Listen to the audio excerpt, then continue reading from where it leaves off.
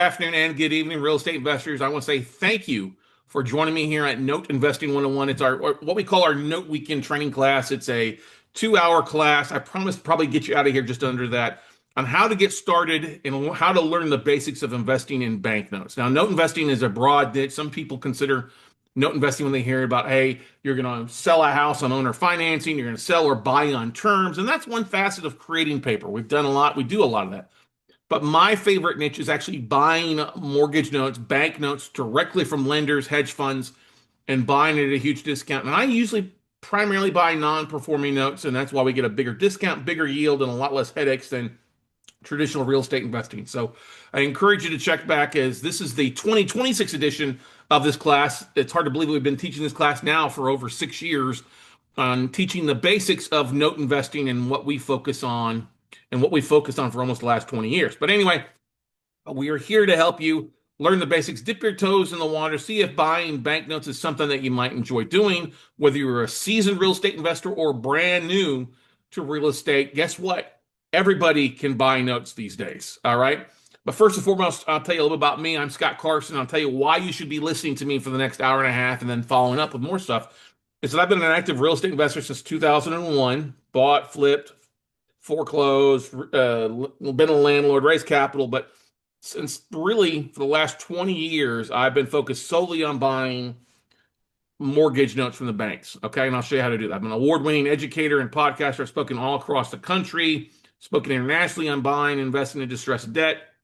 I'm also my podcaster. It's amazing to see how far we've come for over the last almost 9 years now as a podcaster with the Note Closure Show, Note Night in America, and a few other things that we do. I'm most proud of the fact that I've helped thousands of investors like you get started buying their first note, their first 30 notes, their first 20 notes, their first 100 notes, and taking it to a whole new level where they enjoy being the Lien Lord versus the landlord. And I can also help you invest in Main Street like Wall Street does. Wall Street does not buy properties to fix and flip. All right. They don't do that. Wall Street buys the debt. They want to own the debt, the cash flow, and learn how to leverage that without having to do all the work, all the maintenance. Yes. Will some banks take stuff back and fix it up and sell it? Yeah. But they don't like that. And you should learn something from the banks because over the last 20 years, since 2007, 2008, we've had this huge opportunity of buying non-performing notes from banks and hedges. Yes, you could buy them beforehand, but they become much more accessible to you guys now on a one-off basis. You don't need millions and millions of dollars to buy notes. We've got students that are buying their first note with 10 grand, 20 grand, 50 grand, and making an above average return in their IRA or raising millions of dollars in private capital from other investors out there to go fund deals and making it a win-win solution for you. So let's dive into a little bit of that. But once again, guys, WeCloseNotes.com is my main website. Our website with our Note Buying for Dummies workshop is the #1 investor recommended training for note investing. So highly encourage you to check it out at notebuyingfordummies.com. But we'll get that later on. Let's dive into the content today so you can get rock and roll. I always encourage you, if you're going to have questions after this class, I know it's going to happen. You can always book a phone call with me directly at talkwithscottcarson.com. That's talkwithscottcarson.com. It's a 30-minute call, or we can do it via Zoom if you got a deal you're working on or you've got a question. You're going to have questions. I get it. That's why I make myself available to talk with you. And I guarantee rarely will you get anybody else to talk with you to give you the true insights and not blow smoke up your tail and tell you exactly how this business is, like I will at talkwithscottcarson.com. So there's no cost to that. Book a phone call and let's dive into it and get rocking and rolling for you. But anyway, all right. So let's dive into this first session. There are a variety of other resources you need to know about that you can tap into. These are free resources, okay? Obviously, we have a Facebook group. It's a kind of a semi-private group called Note Nation Facebook group. It's got about 1,000 plus members on it. We have the Note Closure Show podcast. You can listen to that in anywhere you listen to podcasts or at WeCloseNotes.com. We have our weekly webinar we do on Monday nights called Note Night in America. We've been doing some sort of webinar on Monday nights for over 14 years now. And you can go there. It's free to register. Really what our focus here is, it being 2026, is diving into assets and breaking down assets that you can purchase, you can cherry pick from, you can buy for your own portfolio, or deals that you could potentially fund on deals that we're working on. So NoteNightInAmerica.com. We also have the Note Night in America podcast for you. Of course, the #1 YouTube channel, WeCloseNotes.tv. And of course, the link I just told you guys to book a phone call with. But there's also my AI clone. If you want to ask my clone some questions after hours or the middle of the night when I'm not available, you can do so there. And then, of course, our next steps, usually following this, is people will sign up for our 2-day workshop at notebuyingfordummies.com, or they'll sign up for a monthly membership at $97 a month at noteumbrella.com. And then, of course, for those that really want to take it to the next level, we probably should talk about our one-on-one coaching and mentoring program that's so successful out there. It's the best out there when it comes to helping note investors buy deals. But anyway, like I said, there's the logo for our main podcast. And like I said, if you go to YouTube, look for WeCloseNotes.tv, and you'll be tapped into thousands of videos, thousands of case studies, so much great information there for you. That's why we have the #1 YouTube and the #1 podcast when it comes to note investing. But the big question I want to ask you guys and gals that are here is, what do you want to accomplish with this? What are you looking to accomplish overall as a real estate investor? Are you going to do this just for 6 months? Or are you going to do this looking to add this to your portfolio for life? Well, the answer to that is always B. I don't think true real estate investors never retire. We just kind of slow down a little bit, right? We never quit what we're doing. We're always going to be investors. So many people come to real estate investing for a variety of reasons. Why are you here? What is your why? Are you looking for cash flow because you're not making enough at your job, or maybe you want to stop dealing with toilet sinks and trash outs? You want to find an alternative way to make cash flow? Are you looking for deals? You can't find assets in your backyard anymore, or in your local community. You're looking for an alternative source to find deal flow for you. Notes are a great way for that. Are you looking to boost your income or retirement? Maybe you're not making enough. Maybe you got some IRA money you've had from a previous job or a previous role where you're wanting to put it to work to make an above average return. We can do that on a passive or part-time basis. Are you just tired of being tired? All right. I know a lot of folks are just tired of being tired, especially in this economy and with what's going on with real estate being so expensive and cost of goods being higher, gas tweaking up a little bit. It's still very affordable here in Texas where I'm at. And here's the thing, I don't care who you vote for, whether you're a Republican or a Democrat or independent, you just have to deal with things. All right. Life is what it is. If you're worried about what's going on in Washington more than what you're worried about your own budget, your own pocket, guess what? You're wasting time. You are part of that problem. But if you want a solution, then it's better to start focusing on your own problems and how we can solve that in today's world than focus on what's going on in the media. And guess what? With notes, you can solve a lot of these issues, ladies and gentlemen. All right. And if you've got money sitting on the sideline, you want to make an above average return, let's talk about how to put your money to work to make it, an above average return, 8, 10, 12%, depending on the deal for you. Whatever your why is, we can help. So whether you're wanting to be active or passive, let's talk. Let's show you the way to do it and why notes, I think, is the best way, the #1 investment vehicle for your hard-earned money. Okay, so let's talk first about the second. Sorry, not the second, but the types of notes that are available out there for you.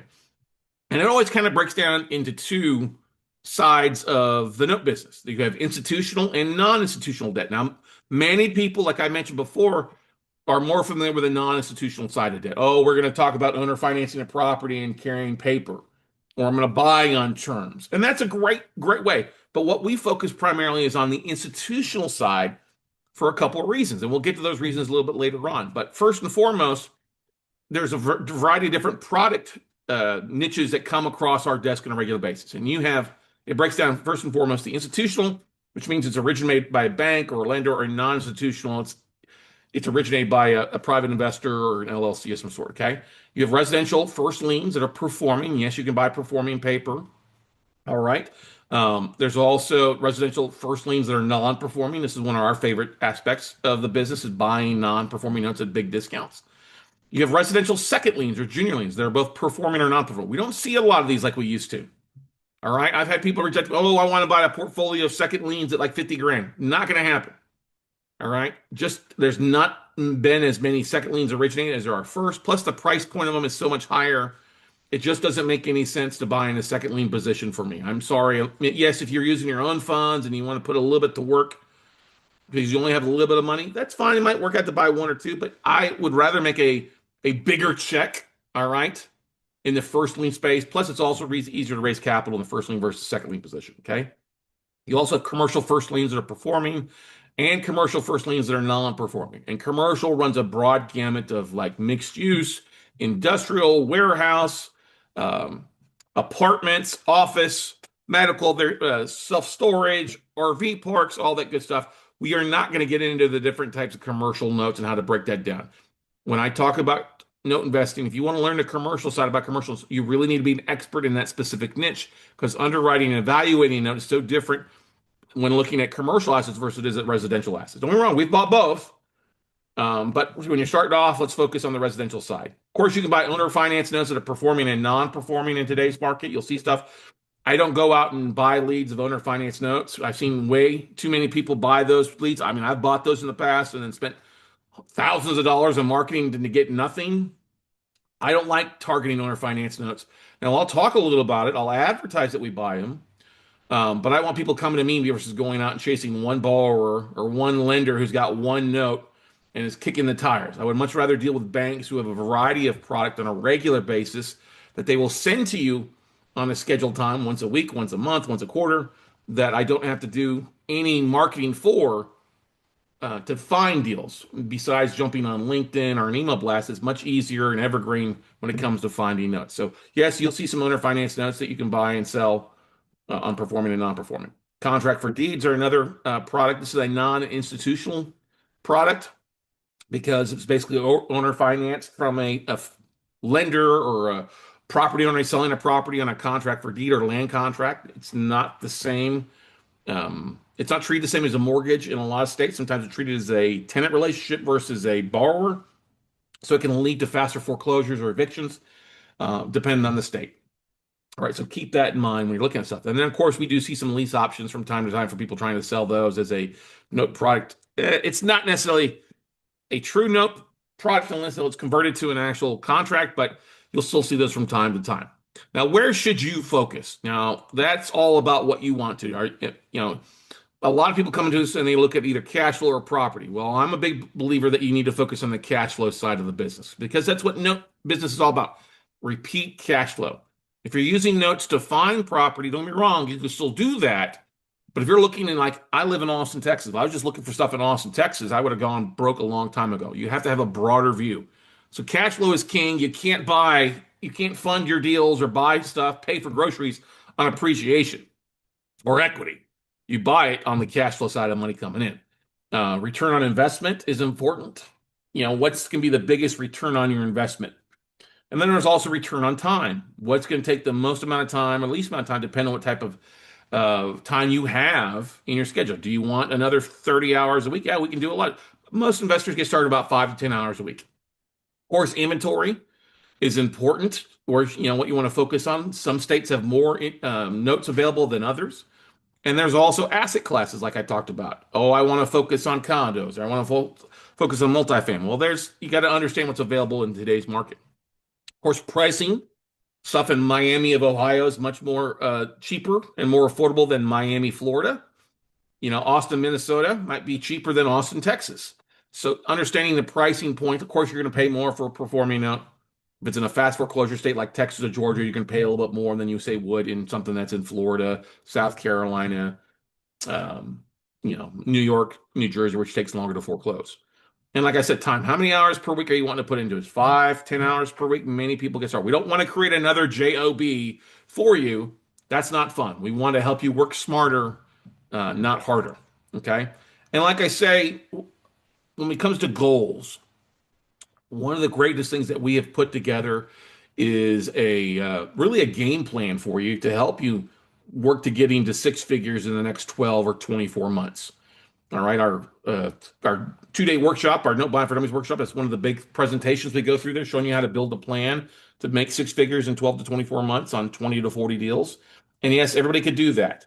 And that's the biggest thing I want you to think about. But also, if you don't have capital, that's okay. If you don't have your own money, or you only have a limited amount of money in your IRA or 401k or savings, that's okay. But we will show you the way and how to raise $1 million in capital in the next 3 to 6 months. And we'll talk a little bit about how we target that later on here in this training. Okay. First thing you got to know, every state's a little bit different, especially when you're buying non-performing. You're going to deal with foreclosure timeframes. It's going to be different. Judicial foreclosures, some states are judicial, which means it has to go through the judge. All right. It's a longer time frames and there's a longer process, usually 6 months or longer. All right. Like New York is going to be take like 3 years. All right. The costs we usually are going to start at $3,500 or $5,000 to foreclose and above that. Most of your judicial states are east of the Mississippi. I'm going to put an asterisk because like California does have a judicial foreclosures for an owner occupied thing. Usually, you're going to pay a little bit of a cheaper price than buying something in a non-judicial state just because you've got to hold on to it for longer. And that's your foreclosure costs are going to increase. And that means your holding costs are going to increase. Okay. Non-judicial foreclosures, where most people they want to dive into that. I'm just going to buy non-judicial foreclosures because it's a fast foreclosure state. Okay, that's fine, but you're going to actually pay more because they do have a faster foreclosure time. Like here in Texas, it's 21 days. Once you're 90 days late and you file something, the notice of default 21 days prior to the first Tuesday of the next month, you can foreclose. Other states can take up to 120 days. It's less expensive. Usually foreclosure is about 1,000 is the cheapest we found it in here in Texas. Most of it's going to be west of the Mississippi. And though and you're going to pay a little bit of higher price point because it is such a fast foreclosure process. Something in Texas is going to cost more than say in Florida because of that fast time frame. Okay. I like to tell folks start off with 3 to 5 states and pick a couple states with bigger cities in both kind of pockets. Okay. I like Ohio as a judicial foreclosure state, but I also like it because I buy stuff that's occupied that I know I can get worked back out for cash flow faster than the 9 month to foreclose. Okay. So keep that in mind. You probably want to start off 1 or 2 states in each kind of foreclosure process, judicial and non-judicial, just because you're going to need to know that for more deal flow for you. Okay. Now, the question people always ask me, do I need a license to do that? What kind of requirements do I have? And the answer to that is yes and no. Okay. Depends on what state you're going to buy in. Well, the great thing that I love about the note investing business is the fact is that you have servicing companies that do a huge amount of the heavy lifting for you. Think of them as your third party, you know, oh, manager, property manager. Instead of them going out and collecting rent, they're collecting the monthly payment. They're reaching out to borrowers if they stop paying. They're going to handle the paperwork. They're going to hand out the statements. They're going to collect it and adjust the balances. They're going to check your taxes. They're going to check your insurance on that stuff. Okay. So in most states, if your servicer is licensed as a debt collector in that state, it's going to solve things. But some states do require a separate debt collector's license and other fees, like Illinois wants you to be a licensed debt collector separately from your servicing company. All right. Some states like Ohio, they want you to get a separate debt collection license for second liens. Oregon, Washington, Maryland, Massachusetts all require you to have a separate mortgage banker's license or mortgage broker's license to do that stuff. And then Georgia has a required license to get you become a mortgage broker's license in that state of Georgia. Now, the exclusion of that is if you're buying in your own name or you're using your self-directed IRA. That's the exception, but I would not recommend buying in your own name, buying a note. But there are some third parties out there that allow you to partner with them, and we've got some friends that will do that if you're going to be buying in Georgia. Okay. Now, some states do require you to be a licensed mortgage broker, like I talked about California. If you're buying notes in California, they want you to be a licensed mortgage broker there in California. Okay. Like I say, talk to your servicing company. And if you don't know who a servicing company is, we highly encourage you to talk with like Covey Financial out of San Antonio. They're a company that we recommend. But if you're already using a different company for your performing notes or owner finance notes, talk with the servicing company and find out which states they are licensed in and what requirements to make sure that you're not violating anything. Last thing you want to do is buy a note that you can't end up collecting on because the attorney general shuts you down. All right. Now, what is available in today's market? It's 2026. It's not 2008 anymore. The market has changed, right? So, like I said, you can buy reperforming notes. This is what a note that was once non-performing. Somebody like me bought it non-performing, got it back to work, and I'm looking to sell it off and still give somebody a 8 to 12% return on a reperforming note because I bought it at 50. I'll sell it at 80. Non-performing notes are still available. We see, people talk about, oh, there's a low default rate. Yeah, there's a low default rate on new stuff, but there's still plenty of stuff out there from previously that's still non-performing that you can buy. And with defaults increasing and inching their way up back beyond what they were over COVID, we're seeing increased default rates means more opportunity. Contract for deeds you can buy. These are smaller valued assets in a variety of different states. Non-performing commercial notes, we talked about that. You've all seen the news with commercial defaults, foreclosure, stuff like that increasing. You can buy commercial notes that are in default. Um, don't expect to go buy a 200, 300 apartment complex when the borrower's not paying, it's going to foreclosure. Most of the banks are foreclosing on those and taking those back if they can. Okay, they're not looking to sell those at a huge discount. We talk about old notes on platforms like PaperStack and a few others. Yeah, you'll see some stuff that's been floating around for a while. You can buy that. It's a great way to get started, but I don't encourage it as a long-term viable option to be a note investor beyond one or two notes at a time. Okay. And you can also buy newly originated owner finance notes. If you want to chase that, go right ahead. I'm not going to waste my time doing that. We get people that call me all the time. Oh, hey, would you buy this note? It's got 1 month of payment. I'm like, no, I want 12 months of seasoning. I'll buy it, but I'm going to ask for a big discount. I'm not going to pay par or full value for a newly originated note. It just does not happen. Okay. And one thing, as a note investor, this is one of the hardest things that a lot of people struggle with is the banker's mindset versus a fix and flip mindset. I struggled with this my first 2 years coming in the note business. When I would buy everything I bought was non-performing, and I was foreclosed on everything because that's where I came from, right? Oh, deadbeat borrower, just needed to foreclose on. Well, I should have had more of a banker's mindset because I realized looking back in hindsight's always 2020, as they say. If I look back and was willing to work it out with the homeowners on those notes, a lot of them I would have made more cash flow. And that's the thing you got to realize. When you're buying a note, you're not buying the property. You are buying the note. You're the lender. Okay. A lot of people get into this. Oh, look at all this equity. Well, you're not. Equity doesn't exist to you as a note holder. You're only entitled to the legal balance, the payoff amount of the loan. Now, of course, if he takes the foreclosure and nobody bids at the auction, guess what? Then you own the whole property. You can offer cash for keys to borrowers to avoid it going to foreclosure. We've done that before in some cases, but you have to understand if you're evaluating a property, it's all about as is. There is no after repair value in the note business, okay? And that's why we always say you want to streamline your products is what you focus on. I like to buy non-performing notes where they owe more on the property than what it's worth, because then I kind of control my equity by buying it at a discount, right? Or I'm going to target owner occupied assets where there's less than 20% equity, the borrowers won't fight you for that. Okay. You want to avoid the shiny objects and, as I say, the squirrel syndrome by chasing all these different things. The more narrowed your buy box can be, the happier you'll be, the more awesome that your profit margins will be. Okay. Cash flow should be your number one priority. If I'm buying this note and it's occupied, what kind of yield can I get keeping the borrower back in that property? Now, of course, is every borrower going to reperform? No. We still foreclose about 20, 30% of the time on stuff. Of course, if the borrower's already left the house and moved on or passed away, you know you're going to foreclose. But when it comes to cash flow, you're all about building notes, and that should be your number one priority. Taking back real estate and doing fix and flips are going to be your secondary market. And then, of course, if you take a property back, if you want to owner finance it or keep it as rental, that's your choice. I'm a big believer in selling that asset off, bringing my money back in, and then go out and rinse and repeat and doing other things. Okay. So let's dive into session 3 here on the different types of note sellers available in today's market. Well, there's a ton of places to find note sellers. Most people won't do this, but if you learn how to market like we teach, you will find plenty of deal flow. Plenty of deal flow in today's market.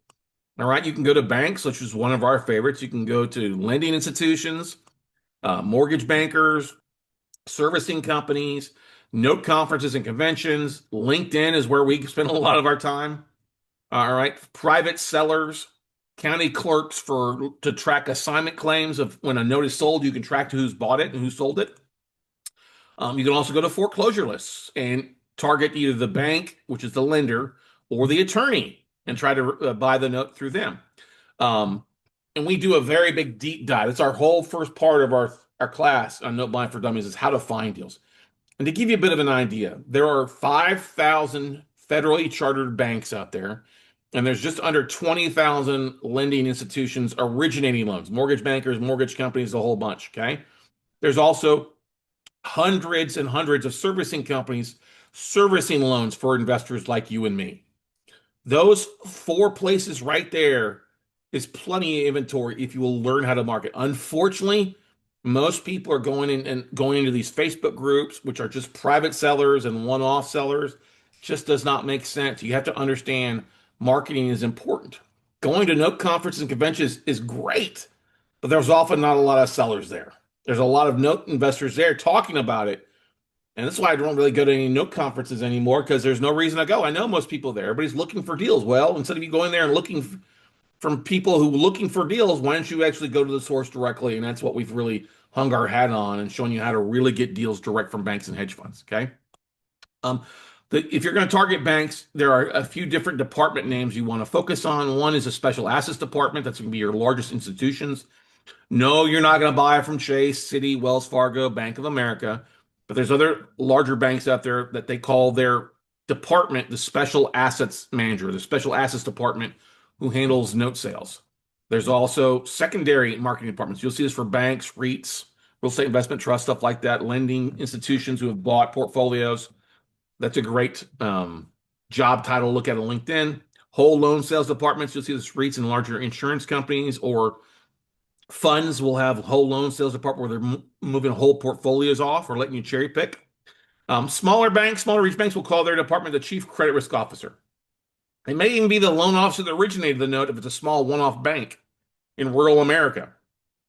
Not saying you can buy anything at a big discount there because they're too conservative. They can't take a big 20, 30% loss on the loan, but there's still opportunities. From time to time, we'll get stuff from D, but we really primarily focus on A, B, C, or D. All right, for you. There are some websites that help you find notes. You can go to laneguide.com, which has been for over 50 years in targeting what banks are sold to what banks. They often publicize different internal numbers and emails of asset managers. It's like $165 a year. We've used that for years. Bauer Financial tracks FDIC banks and then also credit unions who submit their quarterly reports to get their FDIC insurance. We will often once a quarter buy a list of them of banks that have more than 5 branches, and it gives us their whole financial breakdown, how far upside down they are, what percentage of the portfolios in default, what's coming down the pipeline the next quarter is 30 to 89 days late, residential, commercial stats, multifamily stats. It's really a great resource. That's about $300 to $400 a quarter, right? FDIC.gov is free. You can go there to see which banks are in trouble, what banks have gone out of business. The Texas Savings and Mortgage Lending here in Texas. We leverage the licensing department in Texas and a few other states to download the list of licensed mortgage bankers, licensed servicing companies doing business here in the state of Texas. And it gives us a contact list to reach out to those companies individually. And then, of course, like I said, loan servicing companies, you can go to the National Mortgage Loan Originator, NMLS.gov, and do a search on there by just typing in servicing. It'll pull up hundreds of servicing companies. Some of these servicing companies have a trade desk or have somebody that's handling the trading of notes on behalf of their clients. Okay. And then, of course, other state license websites. Some will vary. Some are easy to get a hold of. Some are. Don't ask me specific questions about your individual state. Just go check it out yourself. Go look for the Florida mortgage lending or mortgage lending licensing department, something like that. Now, what do you say? What don't you say when you're contacting these banks or lenders online? Well, the biggest thing is it's important knowing what not to say more so than what to say. Okay. The idea is if you're going to reach out to your bank asset managers, you're going to have a basic elevator script. And we've actually provided this pitch in our workshops. And it comes down to asking the major question. Hey, are you the right person? And what do you have on your books that you're looking to move? Okay. I'm looking to buy for my own portfolio. I'm looking for something with some hair on it, especially if you like the non-performing side. We're looking to work it out with the homeowners if they ask what you're going to do with it. Always say that, even if you're planning on foreclosing. They like to hear that. Indeed, we're looking for non-performing notes in these markets or states. Now, I don't get specific to one city or one market. Okay. I say we're buying in most of the major markets across the country. We buy in about 20 to 30 states. My whole goal is to get the lender or the special asset manager of the bank to send me the list of what they have all across the country or across the state. So the more specific, like I only buy in Austin, Texas, that's a big okay. You don't want to do that. All right. You want to say we're buying in multiple markets. I'd love to see what you have about. Now, you're also not going to go say, oh, we buy anything. No, you don't buy anything. Okay. That tells me you don't buy. I mean, when you say you buy everything, it tells me you don't buy anything. Okay. We buy, assets that are 100 to a million in value that are non-performing in most of the major markets across the country. That's kind of a normal, common thing. Okay. Let's see what we got. Now, do not say these items. Don't come and say, hey, I have 20 million a month to buy. They're not going to believe you. That screams out joker broker. I'm looking for notes and REOs. Nope. If you're contacting a bank and that's what you say, I'm looking for notes and REOs, they're just going to forward you to the REO department, which is just a voicemail box that tells you to call the listing agent on the website. Okay. I'm looking to broker or wholesale. I don't care if you are looking to broker or wholesale. Don't tell the bank that. Okay, they don't need brokers. They don't need wholesalers. All right. Don't say that. They don't waste your time. Okay. Don't say I represent a buyer or I'm a buyer's rep or a buyer's mandate or a seller's rep. That just sounds like a big joker broker, and I want to vomit in my mouth anytime I hear that from somebody. Okay. And like I said, I'm looking for anything. No, just be specific. Hey, I'm looking for first liens that are non-performing, with values 100 grand plus, and go from there. That's a really great thing to say. But the rest of the stuff, I'm looking for this one zip code in Austin, Texas. No, don't do that. Don't waste your time. Go do something else. Okay.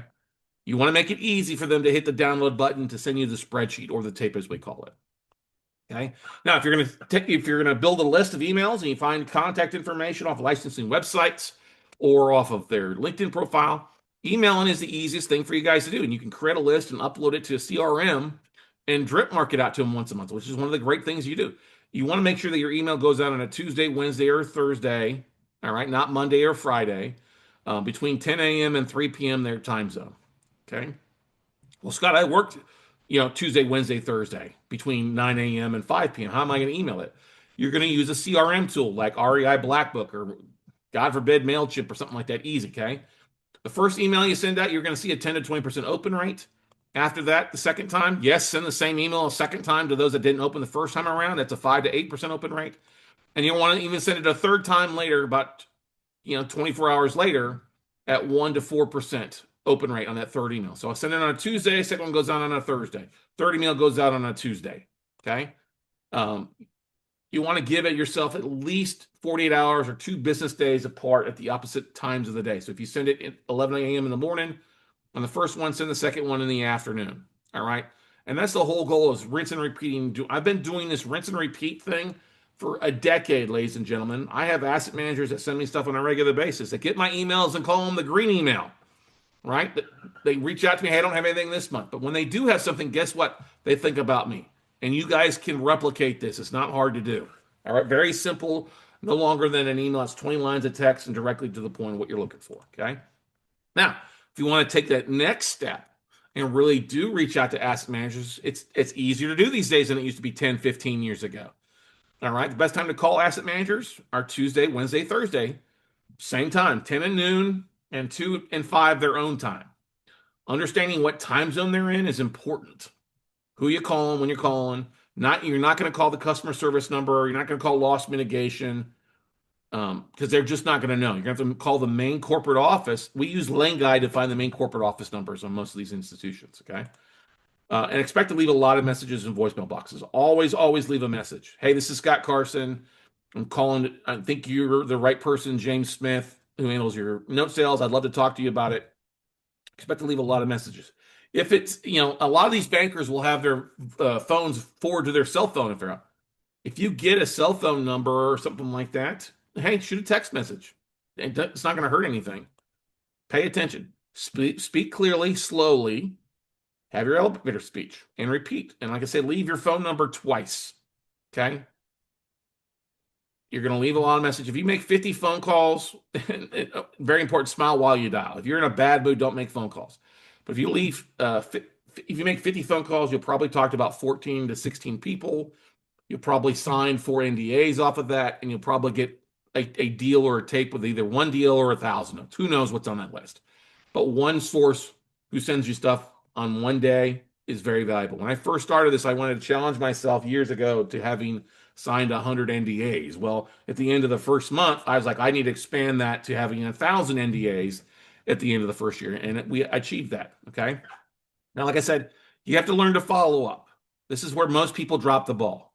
Follow up and follow up and follow up. Asset managers are not going to get mad that you follow up. If they tell you, hey, I'll have a list next month, and you call them next month and you leave a message and they didn't send you anything, guess what? Follow up. Make a phone call again. Drop them another email. Send an email. Make a phone call. Jump on LinkedIn and track them down on LinkedIn. Hey, just wanted to reach out to you. You can use things like Rocket Reach or Sales Navigator or even AI to find the right email and phone number for a lot of these asset managers. And the whole idea is just to repeat, repeat, repeat. The thing you have to realize is most of you out there come from the real estate space where you're sending out letters and postcards as stressed assets and foreclosure list each month. What if you never had to do that again? What if you just dropped an email blast out to people and they sent you their list on a regular basis? This is what we do, ladies and gentlemen.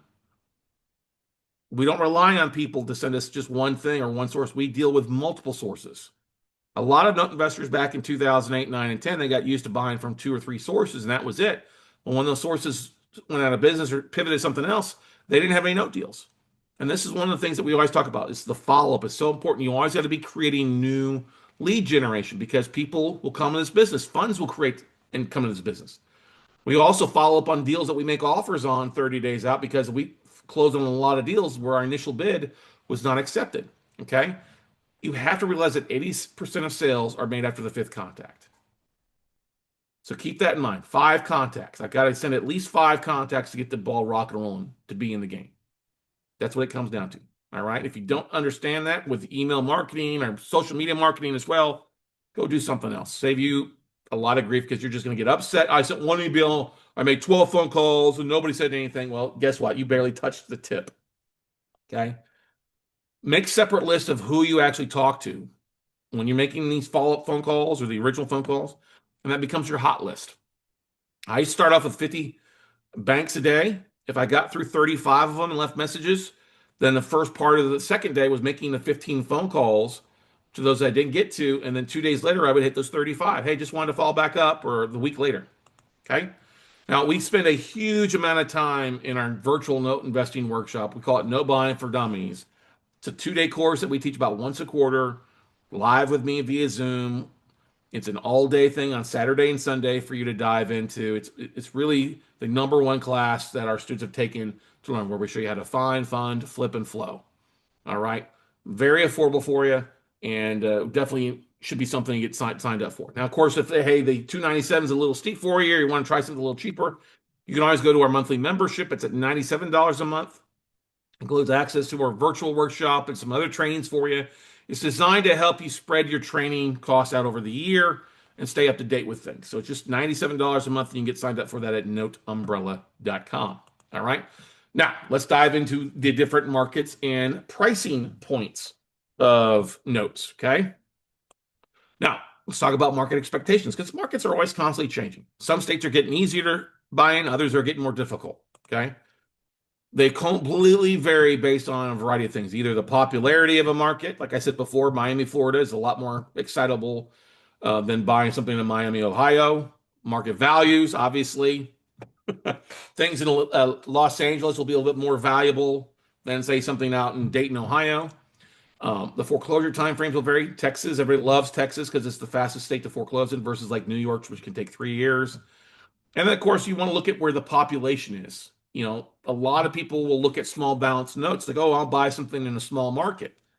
Well, I always recommend staying in cities that have at least 50,000 people or greater. The reason, when you start getting into the small markets like 3,000, 5,000, you have less realtors, less buyers, less vendors to help you out with that stuff. Now, I'll buy in a small market if I have carnal knowledge. Like I'll buy in South Texas, down in Ingleside or Aransas Pass or Port Aransas, which is by Corpus Christi. It's only about 30 minutes outside of Corpus, but I grew up in that neck of the woods. I have resources and I know the market like the back of my hand. Okay. And like I said, more about the location. Avoid rural assets. When you start looking at assets and it's out in the middle of nowhere, avoid it. Unless you know that market or you're targeting like raw land or stuff in an area like that, just avoid it till you get your feet rocking and rolling. All right. Till you get your business rocking and rolling, because you don't want to buy a note and it drag out. We had some students who thought they were smart. They were going to buy this portfolio of least low balance, low valued REOs that were all rural, with the idea they're going to owner finance them. Well, guess what happened? Even though they were offering great terms in the owner finance note, nobody wanted it. Okay. You got stick to the pool. I'm not here to try to lead you astray, but when I've done this for 20 years, I don't want you to make mistakes that are going to cost you. All right. And that's the biggest thing. Let's avoid making mistakes and making profits. Okay. Been there, done that, got the scars and the t-shirt. You don't have to go through the same thing that I have. All right. And of course, inventory. You may want one specific market, but there's not any inventory. You got to change your market up. Like I said beforehand, I live in Austin, Texas. And yes, we are seeing more increased stuff here in Central Texas, but when I first started, there wasn't hardly anything here. So I had to look outside of my market, outside of Austin, outside of Texas, and that's why we've bought thousands of deals outside of the Lone Star State. No, I didn't have to jump on a plane to go look at it. We use vendors, and we'll get that later on to help you that. But that's the great thing about market expect. Now, what's hot in today's market? Today's being 2026.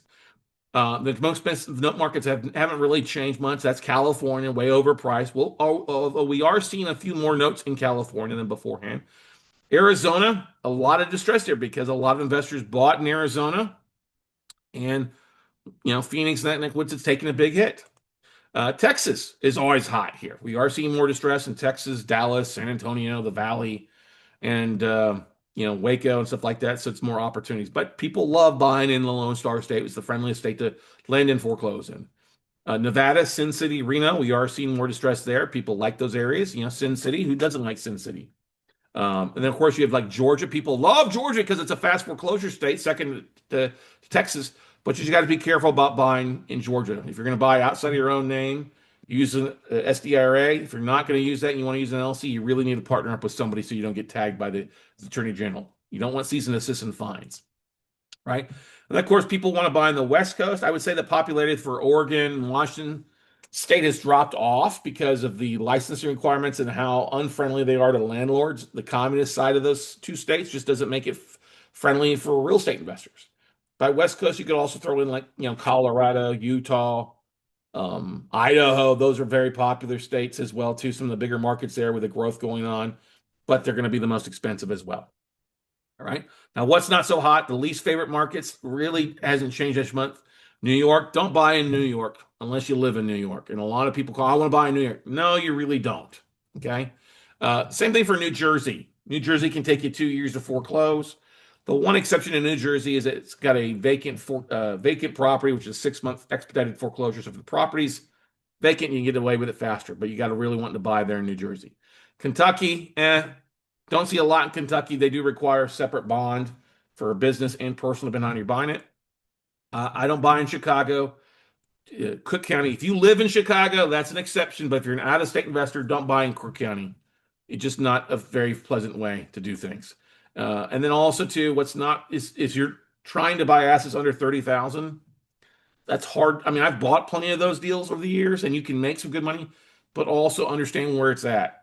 All right, a roof, an AC can kill your deal if you've got to replace that or do something that's not friendly. Stick to the 50,000 and above assets, and you'll be a lot happier. Okay. Also, what's not high equity note deals?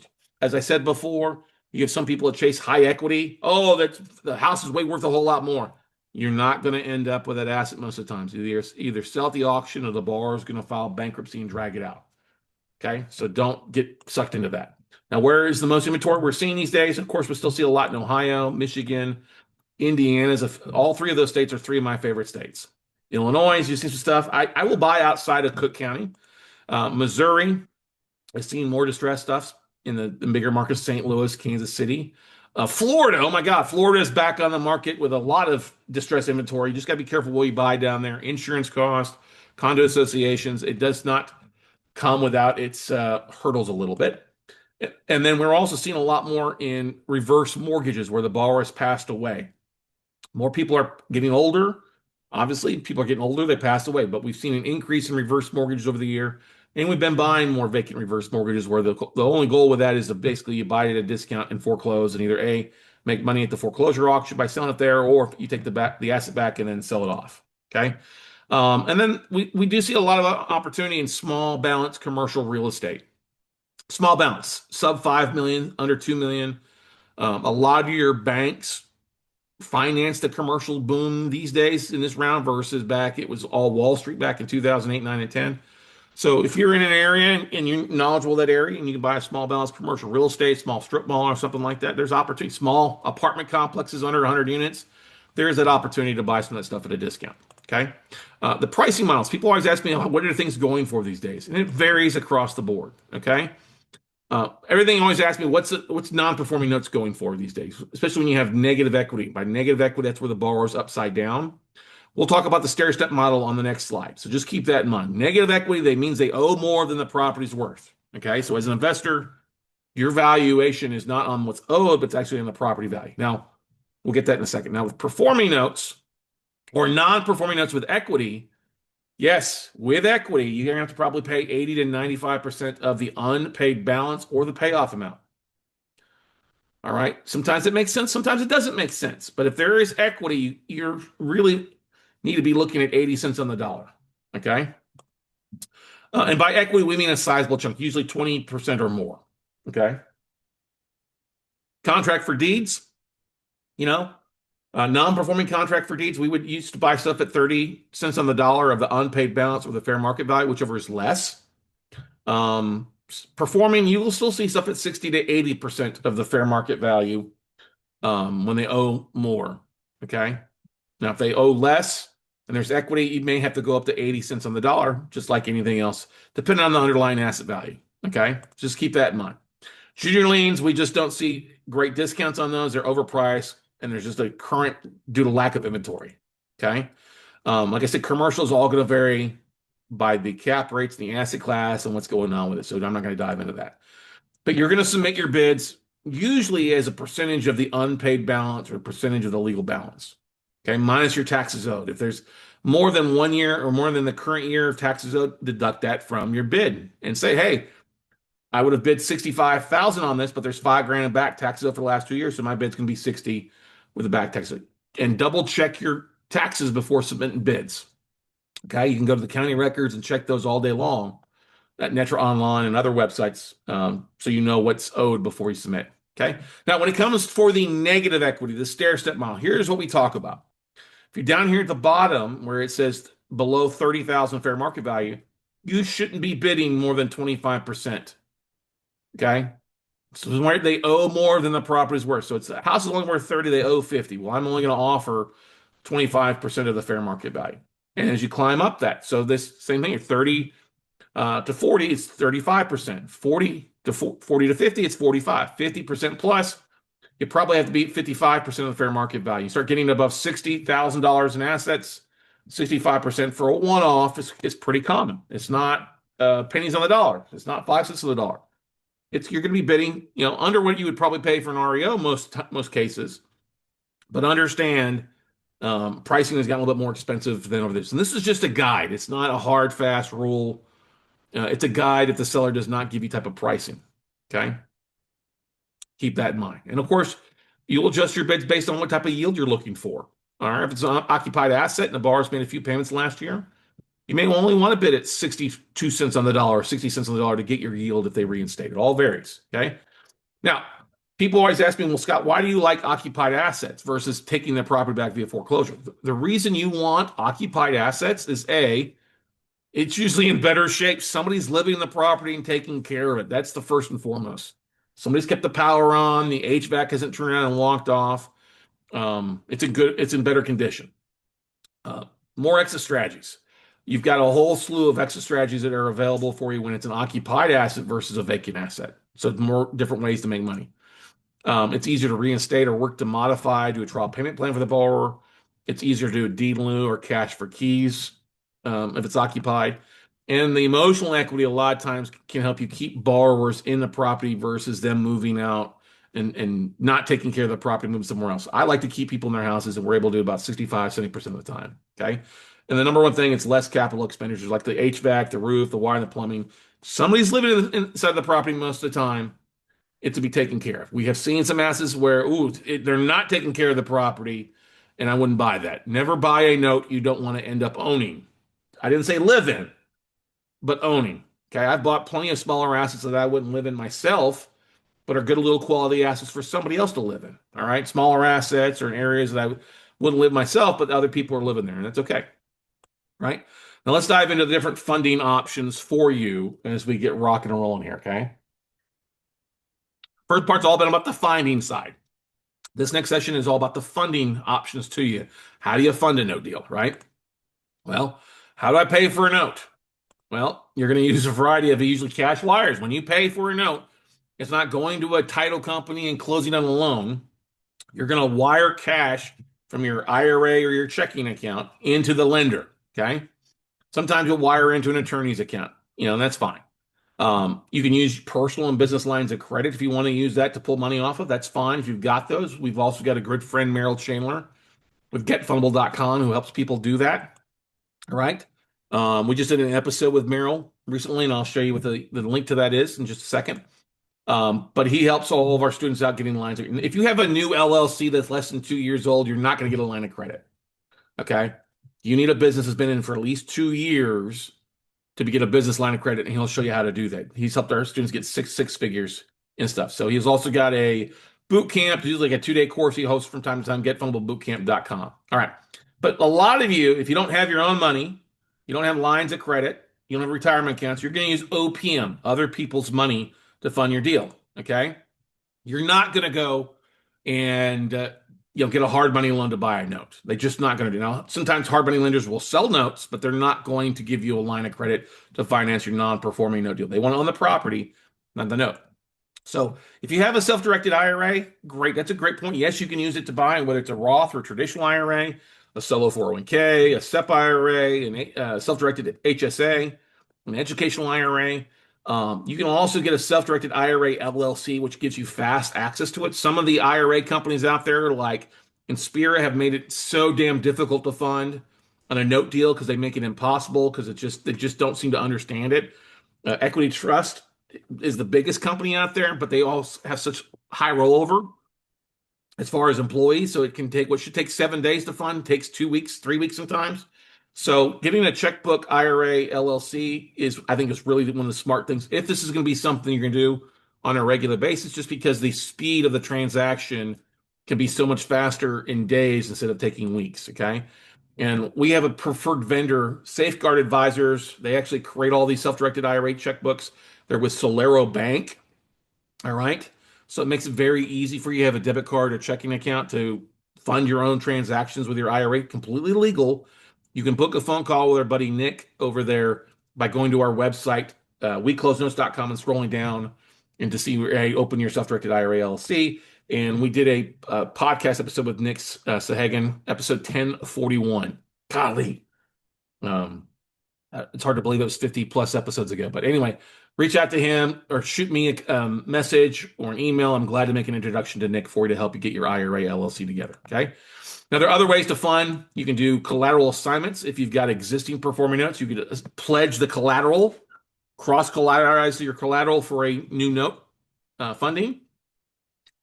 You can pledge the collateral of the performing note. We've done that before. We were buying a note, and we had a funding company that come in would fund 85% of the note, but they wanted to hold the collateral file. So once we closed, the collateral file and all the assignment stuff was shipped to them. We couldn't foreclose without them, right? But it gave them collateral to hold that note in case we didn't follow through. Okay. All right. They'll file a UCC1 at the county against the LLC, which is fine. You can also do a co-assignment of interest on the assignment of mortgage, where your investor is also codenamed. So with every type of note, when you buy a note, there's an assignment of mortgage is what's filed at the county. That's what transfers ownership. Okay. And it'll show from ABC Bank to Inverse Asset Fund LLC. Well, if you're going to bring on an investor and they want their name to be somewhere, then you could say, okay, we're going to buy this note from ABC Bank. And it's going to be assigned to 50% interest to Scott Carson LLC and the other 50% interest to, John Holmes Invest LLC, whatever it might be. Okay. If you've got property, you could also have them take a loan out in a junior position against that property to protect their investment. Some people got talking about partials. Oh, I want to do partials. Well, partials are the most overblown strategy out there. Yes, can you do it with small amounts? Yes, you can do it. You can do it from performing notes, but you're not going to buy a partial from a bank. All right. And a lot of the owner finance people don't understand it partial either. They want to sell the whole thing, not the partial thing. So yes, you can do it with a small balance. You can only going to do it from an owner finance note position. You're somebody who's a private seller willing to do that. And one of the great, probably the best strategy for that would be Tom Henderson's strategy, a friend up at Dallas who does the whole thing. I'll give you 10 months for 12 months. If you're going to give 10 months for 12 months of payments, you're going to make a 20% cash and cash return. Pretty simple, pretty easy to do. We're not going to go into that facet. Like I said, partials are the biggest overblown aspect of the note world. Or you can, if somebody's going to bring a chunk to the table, $250,000 or greater, $500,000 or greater, start a new LLC with that investor and go from that route. Right? And or your investor will fund an LLC that you own. Could be something that you're selling off shares of your LLC. Of course, you can go create a fund. You can do a 506B or 506C, all that stuff you want to. Look, the easiest way is just to keep one investor funding one deal. All right. Don't bring in two or three investors to fund one deal. That's pooling money that's illegal unless those three investors fund an LLC together and you borrow from the LLC. Don't go pooling money. Don't go talking about, I'm going to go put a fund together if you've never raised 50 grand. Okay. 50 grand is really like the starting point. And like like I said earlier, will a bank give me a note loan? No, banks will not lend on notes. Okay. Now, smaller banks may do collateral assignments. I've got a couple friends that are hard money lenders in Houston who have a bank that will give them a collateral assignment of 50% of the balance on their notes. Okay. So if they do a loan for 100 grand, they'll do a collateral assignment to the bank and the bank will give them another $50,000 to go out and lend on. Okay. Some banks, some of your commercial banks will do joint ventures or reassign the note where they will finance the purchase of that non-performing note, usually on $1 million portfolio or $1 million asset or greater. They'll give you up to 80% and carry the financing, and you just got to bring 10, 20% down. Okay. Um, so Novice Bank will do this on their loan sale agreement if you're looking to partner. Like I said, it's usually got to be a million plus loans. We've had people do it on a portfolio of residential loans before they bought from a bank. But usually they're going to want to see team and experience of that or having, and your team can be your attorneys. It can be your servicing company. It can be your experience. Okay. Just understand it. You're usually going to have to raise capital to go do that. And like I say, it may require a percentage of the down payment, 5, 10, 20%. 20% is about normal we see when a bank is going to carry financing in some sort of fashion. Okay. What about hard money lenders? Hard money lenders will not lend on notes, as I mentioned before. They want to own on the deed. They like short-term loan deals, 6 to 12 months. Remember, they're making points and spread between what they're borrowing their own money at 8% and lending at 12 to 14. They don't want to be into a 20-year note for 5 years. Okay. Like I said, they like to control the asset and can foreclose with deed of trust state. They want to make their money on the points and the churn if they can flip that money every 6 months and make another 2 to 3 points, that's what they're making. Now they may have notes for sale, but most hard money lenders I find will not sell at a discount. They want to sell it at par. All right. And I'm not going to waste my time at par. Now, some of these notes will be at 12%. If great, if par, if you want to make 12% on 6 to 12 months, by all means, go buy those. All right. Go buy them. I don't have a problem with that at all, but they're just going to be shorter term loans and rinse and churn and burn. You're not going to make the points, but you can make the 12% in a lot of cases. They may still want to retain servicing on that as they're doing the workouts or managing a project. And I would highly encourage that, but make sure you get to know the hard money lender, make sure they're not in trouble. Okay. Now, when you're funding on a note, do we just fund the purchase or do we add other things to the funding amount? And yes, you want to add other things to the things. If it's got a couple of years of property taxes, yes, put at least the last couple of years of property taxes on there as well. You're going to review your values and from a BPO, broker price opinion, or a qualified realtor's comparative market analysis. And so you may want to throw on there as well. Always, always, always, always, always put eyes on an asset before closing on the deal. It doesn't have to be you flying out to take a look at it, but make sure you send a realtor or somebody you trust to drive by the asset and confirm what condition the asset is in. Now, you're not going to get interior access unless it's listed for sale or short sale, stuff like that. But most of the time, especially if it's occupied, you're not getting interior access. You can tell a lot about exterior condition. Does it have toys in the front yard? Is there some pride of ownership? All that stuff. Okay. You want to budget in your foreclosure, taxes, work out servicing costs. So one of the things that we do is we'll say, okay, if it's a non-judicial state, we'll add 2,500 to 4,000 in that extra funding amount, so we don't have to go back to the investor. If we don't use it, great. We end up paying it back anyway, and it's tax-free money for us. If it is going to need some work out, some repair costs, clean out, paint and carpet, understand what that is. Talk to a crew. Talk to CertaPro painters is who we use. Hey, what do you charge roughly for an 1,800 square foot house? Give me a ballpark. Okay. What's a roof going to cost me in there things? Okay. You're going to add forced place insurance in case the insurance is not being paid. And that can cost you quite a bit in Florida or other Gulf states. So make sure you understand what insurance costs are. There may often be utility, HOA, code enforcement liens that don't go away. So that's going to be something that comes out of after the deal. Some of those liens get wiped out in some states, others don't. Some others follow. So keep that in mind. Okay. And you may want to add $500 to $1,000 in marketing costs or an asset management fee. because it does cost to be a note investor with due diligence paid on properties that you don't end up closing on, or your CRM or other website stuff. So add a little bit extra over time. That extra comes in handy when you're buying multiple assets where maybe you under figured out, you got a foreclosure dragging on longer than expected in some states. Okay. Um, but the cardinal rule we like to put is staying below 65% of as is fair market value when funding. We don't want to go above 70% usually. We want to say the 60, especially non-performing. Performing, okay, we'll go a little bit higher because it's performing. But when it comes to the non-performing side, which is what we focus on most of the time, that's where we want to stay at below that 70%, especially 65%. Okay. There are 5 things that are going to be protecting your investment or your investor's investment. And that's things to keep in mind. First and foremost, that we're buying only first liens. We're in the most secure position besides taxes. Taxes can wipe it out, but we're going to pay the taxes. All right. We're going to be buying below 70% of as is value. We're going to be using servicing companies and attorneys to collect and foreclose. They're going to do all the heavy lifting. It's not me having to go knock on door and collect. 4, we're going to put property insurance. Forced place insurance is what FPI stands for, either through a servicer or our own. In case of an act of God or something happens, disgruntled borrower, that's fine. Go pour concrete down the drain. It doesn't happen very often, but guess what? If you do, I'm going to get paid an insurance claim. And 5, we're going to check title and collateral files to make sure we have all the T's crossed and the I's dotted so we have the right to foreclose and all the clean paperwork available needed to it. Okay. Now, we did a podcast episode with our buddy Merrill Chandler. It was episode 1088 on the different lines of credit that he creates and stuff like that. Or not he creates, but he's able to get for clients. So check it out, episode 1088 on the Note Closure Show podcast. Okay. And he's as we say, our credit Neo, our credit Morpheus. He's a big fan of the Matrix movies. So he'll help you take the red pill to see the true world of financing and bank financing, all that stuff's going on with FICO and your credit scores. And it's just not all about your credit scores, everybody. Okay. But he will show you how to secure 6 figures in lines of credit for your business. Okay. Session 7. Let's talk about how you find investors as we kind of hit the halfway point here, just beyond it. One of my favorite parts of this is when I talk about this, people's eyes just light up. That light bulb goes off in their brain on how to find investors, because this is always one of the biggest questions. How do you find notes?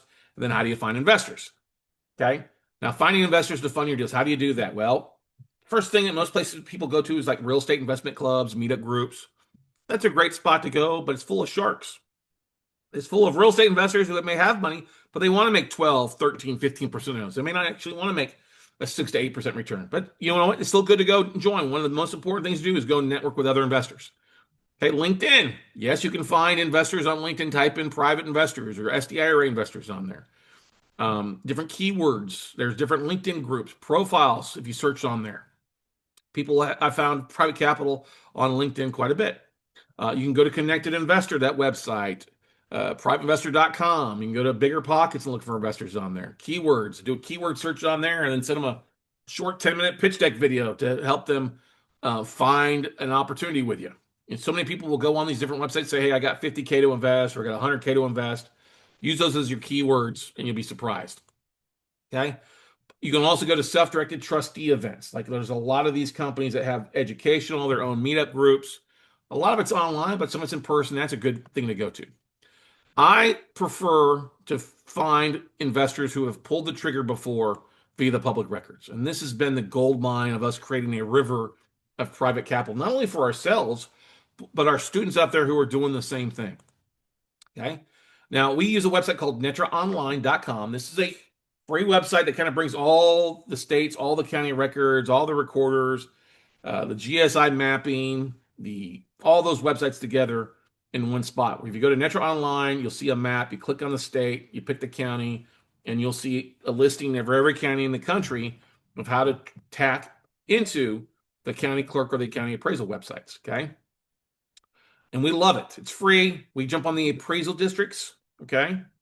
And we do a search also at the county clerk or recorders. But if you do the county appraisal districts, you'll see everybody with a quick search of who has used their self-directed IRA to buy a piece of property by just searching for like equity trust, as the owner's name. Now, some states don't allow you to search by owner's name, so it's a little difficult. You got to go to the county clerk or recorders. Same thing. If you go to the county clerk or recorders and search for the last 2 years, say equity trust. as a deed search. You'll see everybody who's lent money out of their IRA to potential investors. Okay. This is worth its weight in gold. And some of these counties will literally allow you to do a download dump where it's in a literally a spreadsheet you can do a mail merge from. And then you send a letter postcard out to these investors. That's what we've been done for years. Okay. So, one of the great things that we do with our class is show you exactly step by step how to do this. Okay. Appraisal this is very easy. Just search the different names of the IRA companies, property owner. We used to search Equity Trust, Quest Trust. It's now Inspira. Those are the two biggest ones here in Texas. And so we search this and we'll find hundreds of IRA investors. We'll also find their mailing address. And we can send, if they've got their name on there, the account holder's name, great. If it does have that, we can search to see if they own other real estate in the area. If they don't own other real estate, we'll just mail a postcard, a letter campaign. But if we do get their names, we'll skip trace them. We contact them on social media. We'll find any other properties they have and reach out to them directly, and be able to save money instead of mailing out postcard and stamps and letters. We can do it digitally through our CRM. Okay. We can also, like I said, we got a skip tracing company that we leverage when we download a list of the stuff that we'll skip trace through them to find all sorts of stuff, and then search on Google white pages for more information. Okay. If can't find a name, can't find an email or another address, we'll mail the postcard to the mail address based on the county records. And it's usually a multiple touch approach. It's a letter one time, it's a postcard second time, another letter. And the whole idea is just to get them to reach out to us. And we'll send them to our pitch deck video of 10 minutes. We'll send a couple case studies. It's all about that 80% of sales comes after the fifth contact. Now, the county clerk is important. If you're in a state like Minnesota, California, Maryland, Virginia, that don't allow you to search at the appraisal districts by name, you'll do a deed search at the county recorder's office or the county clerk. Same thing. You're going to type in the name of the IRA company. It's going to give you a list of people on the deed search or release of lien. That's awesome. Hopefully it gives you the mailing address on there for the release stuff. That's valuable. And then you go skip trace that. The great thing about this, the clerk, though, is it's going to show you how much money the borrower actually lent on it. And so that gives you, say, hey, somebody just got 50 grand back or 100 grand back. And it's the same thing. Mail a letter, postcard, and contact on social media, and then rinse and repeat it. Okay. And we did episode 1030 of our podcast recently. How do you find private investors in your county? So I encourage you to go check that out on the Note Closer Show podcast, wherever you listen to podcasts. It's also on our YouTube channel where we break it down and kind of go through it as well, too, on weclosenotes.tv. Right. Now, you can also, if you don't want to do the whole, I'm going to pull list or hire a VA, you can purchase custom lists of IRA owners, not specific to a true self-directed IRA custodian like Equity Trust or anything. It's going to be any type of IRA company or bank. You can actually buy a list where they've got the list provider can guarantee that they've got 150K or more, and you can narrow it down by cities or counties and stuff like that, states. You can also purchase a list of employees with a company. There's some employees with companies that are making good money. Halliburton, Boeing, some of those things. Okay. This list will include names, addresses, emails, phone numbers. It's a really kind of cool thing to do. Melissa data, exact data, especially if you're buying in a state or investing in a state that doesn't give you that free search. You're going to have to pay about $1,000 for a list. It's going to be 6 to 14 cents a lead. If it's a business list, it's going to be 25 cents per lead. But that's a lot of people on the residential side, 16,000 names and emails. So it's going to be difficult for you to implement that if you don't have marketing in place. So yes, a letter campaign, an email campaign is great. Even uploading that list to social media, see who has a social media profile, and then market that list. Or some things you can do out there. Now, where can you post? You should be also, this is an important thing, besides just targeting people on social media and stuff like that, you should also be posting about your deals. Okay? Don't post, we'll buy your note. No, that's a big joke. Okay? Post deals from past experience. If you've bought a note, talk about what you paid for the note. Post deals from others, case studies. It's one of the things that we share in our 2-day workshop, is different case studies. We give our coaching students different case studies to post. Post deals that you're working on. Post past deals, all right? But you never want to mention safe or guaranteed in your postings about the deals. Talk about, hey, we made this type of percentage, or our private investors making 10% on this deal. Those are great words to say. We talk a lot about posting and creating a short pitch deck video. That's very important to do in today's world. because it's your advertising. It's a commercial about what you're doing and what people can learn more about you. Okay, and your pitch decks can include about you, your focus, your company, your vendors, and the types of deals that you're looking to do or past deals. Okay, qualifying investors. Not everybody's going to be a good investor. The thing I always like to ask: are they currently investing in real estate, or have they invested in real estate in the bags? Are they accredited or sophisticated? Okay, how much are they looking to put to work? Okay, how much are they looking to invest? That's important. That's the number one question you got to have answered at your first phone call. Not the first question you ask. But you got to know moving forward, is somebody going to have 50 grand to put to work or just 5 grand? Okay. How long are they comfortable tying their deal up for 2 to 3 years? Not 30 years, but 2 to 3 years. That's still short term. And are they looking for an active return or a passive return? If they want 15%, that's active. Let them go do it themselves. 8 to 12, we can usually give that on a passive, depending on a case by case study. Okay. And I think, what kind of returns are they looking for? Same thing. Like I said, sometimes it wants 20%. That's too expensive. I can't do that. I'm not going to give you deals on that are like 30%. I'm going to do those deals myself. All right. But if you want to make money on passive basis, I can give you 8 to 12%, especially if you're not making anything in your money the last 12 months. Okay. And we use an investor questionnaire. It's required for our investors to fill it out. We go through that in our workshop and provide a sample copy of that for you. Okay. Now, there are investors that you want to avoid. People with unfamiliar real estate that don't have a clue about what investing in real estate is. People that want short-term or higher ROIs, all tied up for 3 months. Well, I'm sorry, that's just too short a deal. I want 25% of my money. Well, okay, go do that yourself. I usually like to have folks invest at least 50 grand or more when you're starting off. You're going to have friends and families. Okay, 25 grand, but understand, don't take their last 5, 10, 15 grand because they're going to be a big pain in the ass. And look, you're interviewing these folks just as much as they're talking with you. If you see them talking bad about politics or bad about other investors or other deals, avoid them. Okay. One of the questions always asked: are you involved in any type of suit? If somebody's sue happy, avoid them. You want to try to. There's things that's going to happen along the way. You want to try to be as cordial and work things out, especially like through arbitration or stuff like that in your agreements. But always ask for references: past partner, CPA, attorney, banker. You ask for references just as much as they ask for references as well. Okay. Always require your investors to fill out your investment profile or questionnaire. Don't post it online. Oh, hey, go to my website and fill that. No. They're not going to fill that out. Okay. Send your pledge letter or an email saying, hey, here's my proof of funds with 100 grand put towards note deals with you. If they won't return these 3 items, they're not going to fund. And you need these in case they do flake, that you can show your seller, hey, I did have money raised and this investor flaked on me, because it will happen. Okay. Now, if they're going to be pulling their money from Chase or equity, from a non-equity trust client or something like that, you need to have them open an account with somebody so they can transfer that 401k or that IRA over into a true self-directed custodian so that they can invest it in notes in real estate. Okay. And it's going to take at least 3 business days for them to sell out of it. If it's in a fund or if it's in a stock, it's going to take at least 3 days to sell out of that into cash before they can wire it to the new account. So keep that in mind. You're going to need that week to get it set up and the transfer to take place at a minimum. Okay. Now, this is important. Always have your paperwork and agreements created by an attorney. All right. Always allow the CPA or attorney's review. I don't have a problem them reviewing it. I just want to make one thing. Have they bought debts before? Have they invested in real estate? If they haven't done those things and they get all, oh, it sounds so risky, I'm going to kibosh it right off the bat. Like, well, would you go to your brain surgeon for dental advice? No, you wouldn't. Okay. Always use agreements that outlines when things go wrong, especially with family and friends. Most investors aren't going out and making above 6%. Okay. That's why you ask them what they have invested in. If they're in like CDs, stocks, bonds, making 5, 6%, okay, good for you. I can give you double that. Would that be interesting? Okay.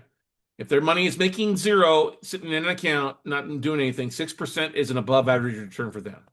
And that's what we offer, above average returns. I don't go and say, we'll offer you 12% right off the bat.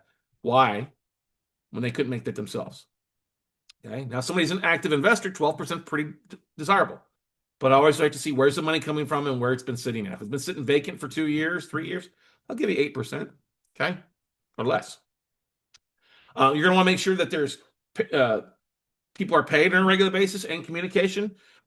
How do you make payments on a non-performing note? Well, I don't make payments to my investors on non-performing notes unless the borrower starts paying.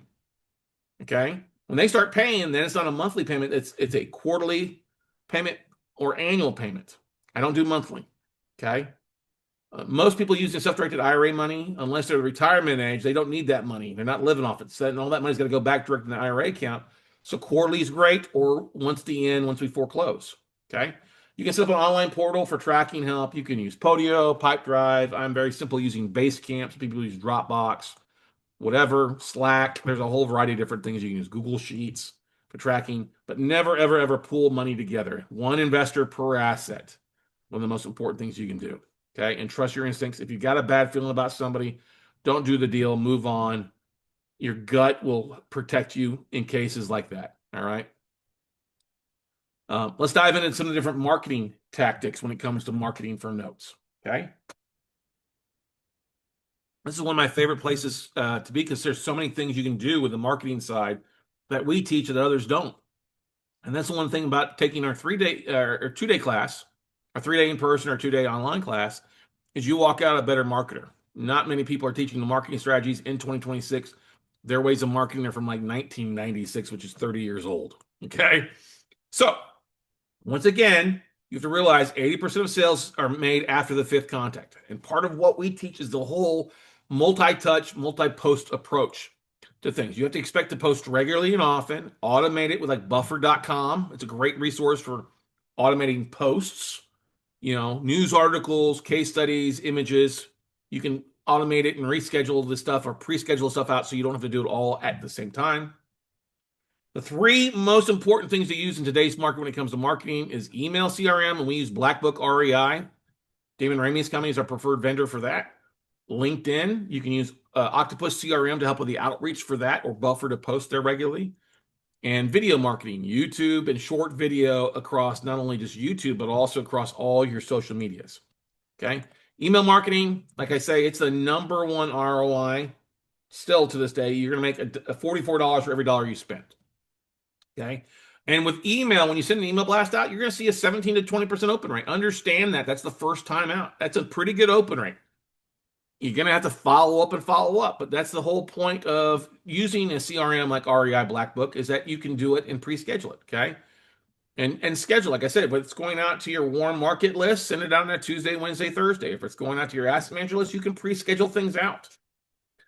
You should send an email out to your warm contact list, people you've met at conferences, your networking events, your meetup groups, your friends, family, once a week. I like Sunday night. All right. Sunday night, 7 p.m. is when we usually like to send an email out, at least to our warm database about what's going on that week. All right. Who do I talk about? This is the thing that people always ask. Well, Scott, I can't come up with an email once a week. Oh, yes, you can. You can talk about every month has a holiday. Happy Easter. All right. Happy April Fools. Happy St. Patrick's Day. Happy Valentine's Day. Happy New Year's, right? Happy Merry Christmas. Happy Thanksgiving. Happy Halloween. I mean, you go back and forth on every month has a holiday. So that's one email. So, hey, happy Easter, happy Christmas, whatever it might be. Okay. If you have a local group where you're more local, talk about going to your BNI networking thing or your local RIA club meeting, what they're going to talk about tonight. Talk about a personal event. Talk about how you got back from vacation or you came back from a conference. Okay, don't tell them, hey, we're going to a conference next week. We're going to be out of the house for the next 2 weeks, so rob our house. No, talk about it afterwards. Or share a family event, like your kid graduating from college or high school, or celebrating your 30 years as a performing note. I mean, 30 years as a married couple, whatever it might be. Okay, but then also talk about past and present deals. The reason most investors fail to raise capital for deals is they're not marketing the deal. And part of sending this email out once a week is to get your audience to start paying attention to what you're doing. And Gary Vaynerchuk, who's probably the best social media mind out there, wrote a book a few years back called Jab, Jab, Jab, Right Hook. The whole idea is the jab is you're adding value, content to your network, and then that right hook at the end is when you need somebody to fund. Unfortunately, most investors, they don't do this ahead of time, so when they get around to needing funding, they're like behind the 8 ball. And they send out a panic email like, oh, email marketing doesn't work. Yeah, it doesn't work because you didn't put it to work. Okay. And like I said, your email asset managers is all about drip marketing once to twice a month to that list to get people sent up to you. Okay. And Oh, I think I already posted. Maybe I did already post this one, but we talked about how do you find private investors or anything like this in our county in episode 1030 for you to take a look at. Pretty cool thing about the marketing process that we do in the follow-up side of things. Okay. Now, LinkedIn, very, very easy to use, but you need to have a complete profile. And yes, maybe having a paid version of LinkedIn is going to be worth it for you if you're going to use it. But the things you all should do is get you a free version of LinkedIn. If you don't have a profile on there, guess what? You really don't exist in the note business. Okay. Bankers are going to go to LinkedIn to see you. They're going to track you. They're going to look at your profile. Do you match up? Does your profile make sense? I call it the social media business resume. If you don't have a website, you better have a LinkedIn. All right, yeah, you need to have a website these days, but LinkedIn is the first starting point. And making sure you have a good smiling photo, an image of your of your image of your logo or your company name, and then have your profile filled out all the way. Your about you, your feature stuff. It's easy to find investors and bankers on LinkedIn. Check out Octopus CRM to help maximize connections. We grew our LinkedIn from 6,000 to 30,000 connections over years of using Octopus 5 days a week. Very, very affordable. One of the most powerful tools you can use to grow. Only 3% of LinkedIn users post daily. So think about that. If you can post something, an article, a newsletter, you create your own newsletter or case studies, people will pay attention to you and they'll start to follow you. And you can join and post to the different groups out there as well. It's a great way to connect with other people that are more than like a third-degree connection away by finding groups that they're in and connecting with them. And yes, you can import a list of up to 1,000 emails into LinkedIn, and LinkedIn will go out and find if there's a profile that matches up with that email, and it helps you can kind of prime the proverbial LinkedIn pump to help you start connecting with people.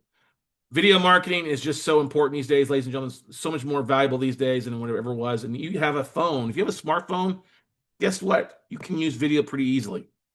YouTube, that's the second number 2 search engine owned by the number 1 search engine. Okay.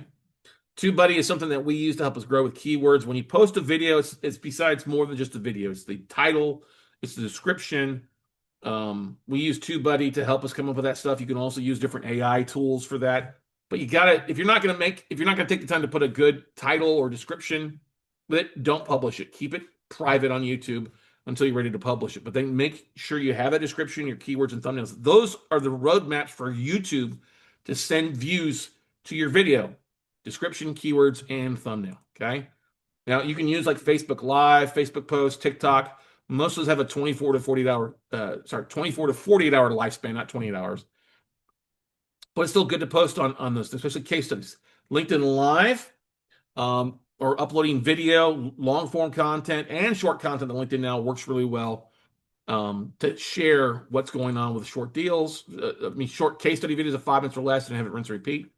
But most of you guys are going to use your smartphone. Very easy to use with selfies to upload to TikTok or upload to Instagram or upload to Threads or Twitter or Facebook using your phone. There's so many great tools, especially TikTok.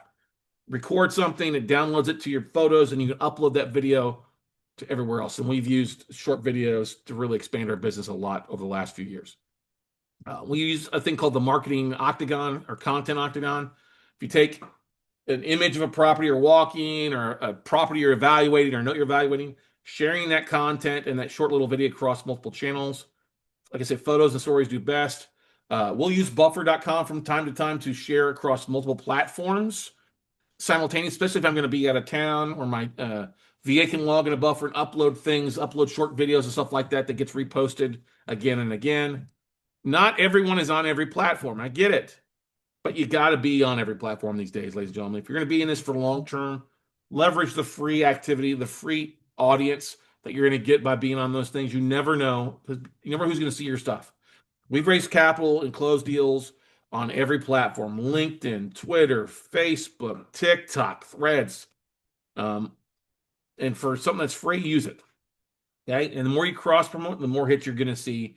And somebody sees your thing twice, guess what? Okay, they follow you twice. Whoopee freaking doodah. Now you've hit that 80% of sales made after the 5th contact now faster. Okay.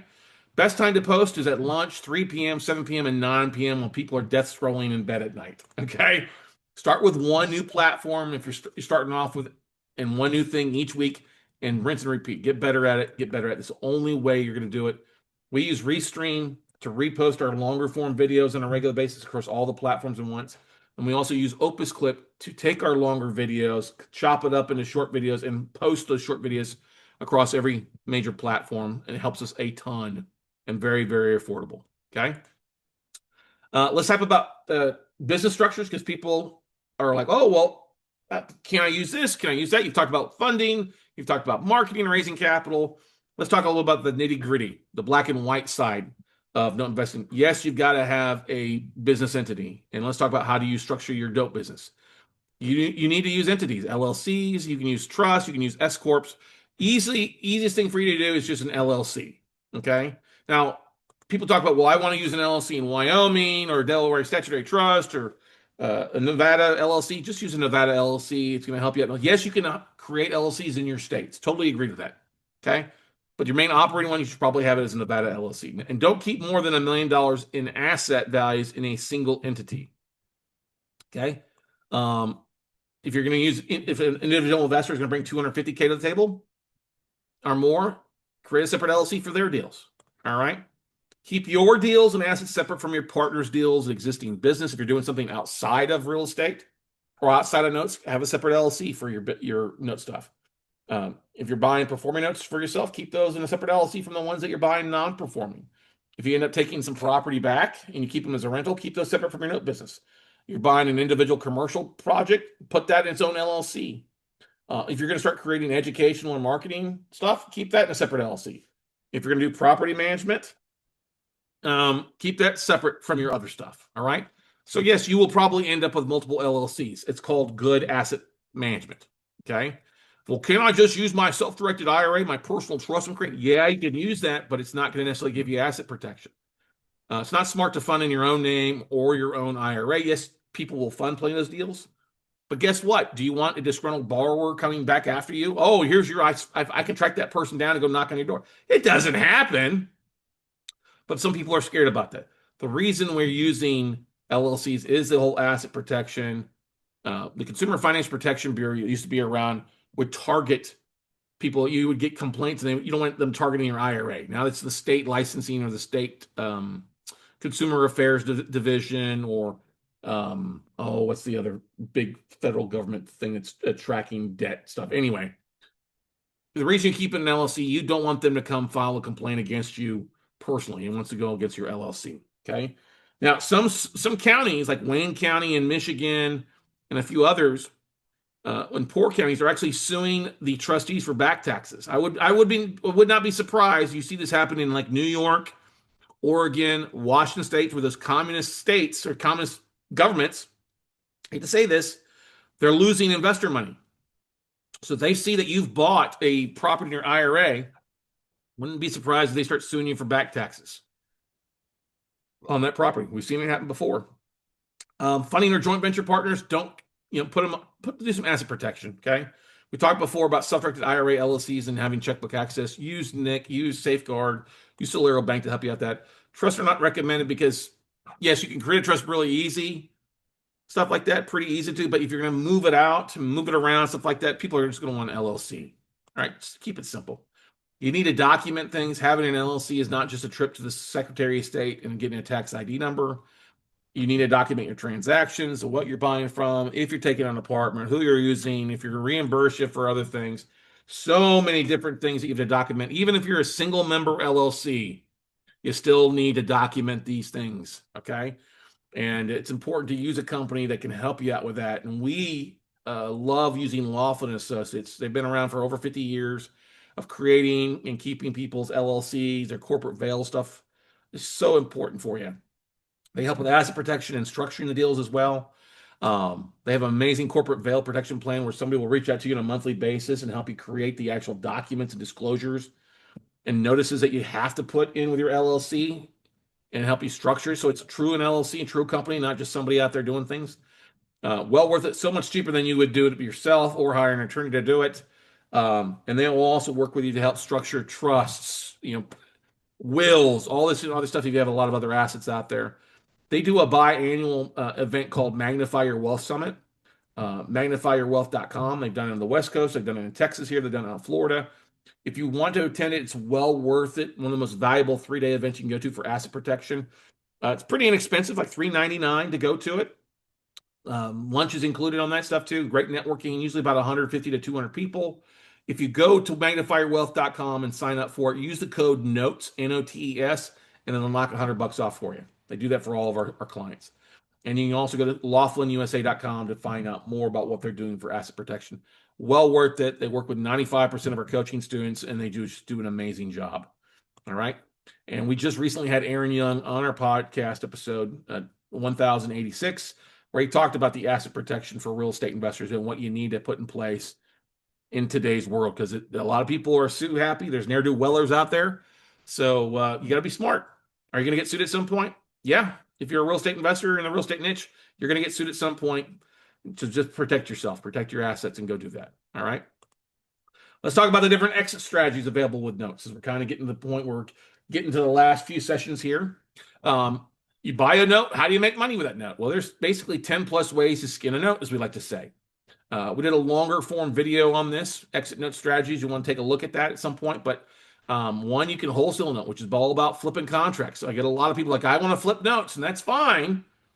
But the work you're going to put into wholesaling, you might as well put into that raising capital to close more deals. But wholesaling notes can be done. We still do this from time to time. You can make a flat fee of like $500 or more. It's a low balance thing. You can make a 1 to 3 points based on the funding amount. If it's a performing note, usually 1% is pretty normal. If it's a non-performing note, 3% is kind of normal. You can do a double closing if you don't know the seller and don't want them to find out who or you do it for your buyer if you don't want them to find out who the seller is. Just do two contracts. Or you do a flat signed fee agreement before with somebody. We do that for all our WCN members. If they're going to buy a note, we're wholesaling it. We'll just turn them over and, okay, pay us our fee when you fund. You can also, if you're starting off or closing on multiple deals with multiple notes at one time, use a real estate attorney's escrow account to help the money to come in funding wise to come in, and then you wire out one wire. Okay. Especially it's good to do that, especially starting off with a new funding source. Good wholesalers know their deal and know how to market it. If it's a good deal, understand why it's a good deal. If you don't pay any attention to doing into a deal, you're just trying to flip shit, you're going to not be very successful and be disappointed. Okay. You can borrow. The next strategy is to try to get the borrower to start paying. You buy a non-performing note, the servicing companies that reach out to the borrower. Okay. And they start reperforming and paying on time. That's what you ultimately want with buying notes. You bought it at a discount, borrower starts paying, you're making a double-digit return. You're going to need a third-party licensed servicing who's licensed to collect debt in that state. That's going to cost you $35 to $95 a month, 35 for performing, 95 for non-performing. They're going to handle the collection of payments, the borrower outreach, or as we call it, right party contact, and you're going to instruct the servicer. They work on your behalf of what you want to offer the borrower. All right. So when we buy a portfolio of notes or buy a note, we're going to notify the servicer, hey, we're doing this. This is what we want to try to work out. You know, hey, we know we're going to get a deed in lieu, cash or keys to the borrower, so they don't have to do a whole lot of work. Okay. So that's the thing. They work on your behalf. And usually what we're going to do is do a trial payment plan to start off with, or do a loan forbearance agreement, add what they're behind onto the back end of the note. We're never going to do a loan modification right off the bat. We're just going to try to get the borrower to start paying on time and do a trial payment plan for them. The reason you do a trial payment plan for the first 12 months is it's treated as a long-term capital gains at that point versus a short-term capital gains if you modify it. Okay. Modifications, hey, great to do. Like I talked about, we'll do a trial payment plan to begin with versus going to a loan modification, but it's basically about the same thing. It's a payment plan with a lump sum or extra payments. We always want to get the borrower to bring extra to the table. We're not going to usually just let them reinstate. If they do reinstate and they're behind by 2 years, we're going to return those payments and start the foreclosure process. They've got to bring a lump sum. All right, that's skin the game. For every non-performing borrower where we never got a lump sum on the front side of something, they always end up non-performing again and ended up going into foreclosure 90% of the time. All right. The TPP, as we call it, trial payment plan, will be 6 to 12 months. And you can do a variety of things during that trial payment plan. Adjust balance, forgive, reduce back payments, adjust the payment schedule, make it a bi-monthly payment versus once a month. Like I said, never go straight to a loan mod. Once you've modified the loan and forgiven balance, reduce interest rate, it resets the foreclosure clock. All right. It's not a new loan, but it's a modified loan. Now, if they stop making payments and don't follow through and you modify it, guess what? You can only go after them for what they're behind on now, not what you forgave. And if we're going to do a trial payment plan, yes, we're going to have the borrower fill that out, sign off on it. Loan modification needs to be signed. If we agree to something on the front end, we can just send the servicing company the bullet points and they'll create the paperwork and charge you for the paperwork and send it out. Sometimes you get a loan payoff where the borrower pays off the loan. That's always nice. You can do a reduced payoff and a settlement. We've done that before for borrowers where we're upside down. We've done it over 90 days. A payment plan paid off. Okay, you're going to pay a third, a third, a third. You're not. You have to realize if a borrower hasn't paid more than 2 payments in 12 months, they're not going to go get a loan. Especially if it's an owner-occupied asset, they're not going to go out and get a loan at all from a hard money loan to get refinanced out. Okay, if it's investment property or it's like a family member's property, then they could go get a hard money loan to buy it from the family member and you know pay you off. We've had people cash out their retirement accounts to pay us off. Hey, what do you have in your 401k? What do you have in your IRA account? All right, let's use that money to help pay off this off. It shouldn't be a penalty for paying off the house. Okay. You will handle the payoff and settlement with a servicer. You'll also need to do a release of lien from the county showing that they've paid it off. Okay. You can't allow a loan assumption. You've heard of subject to deals. Well, you being a lender, you can allow someone to assume the loan who's a family member, a friend, potential investor. I always want them to fill out a new 1003 application just to see it's not a new loan, but we want them to get all their information, social security number, debt to income, that kind of stuff, to make sure they can afford it.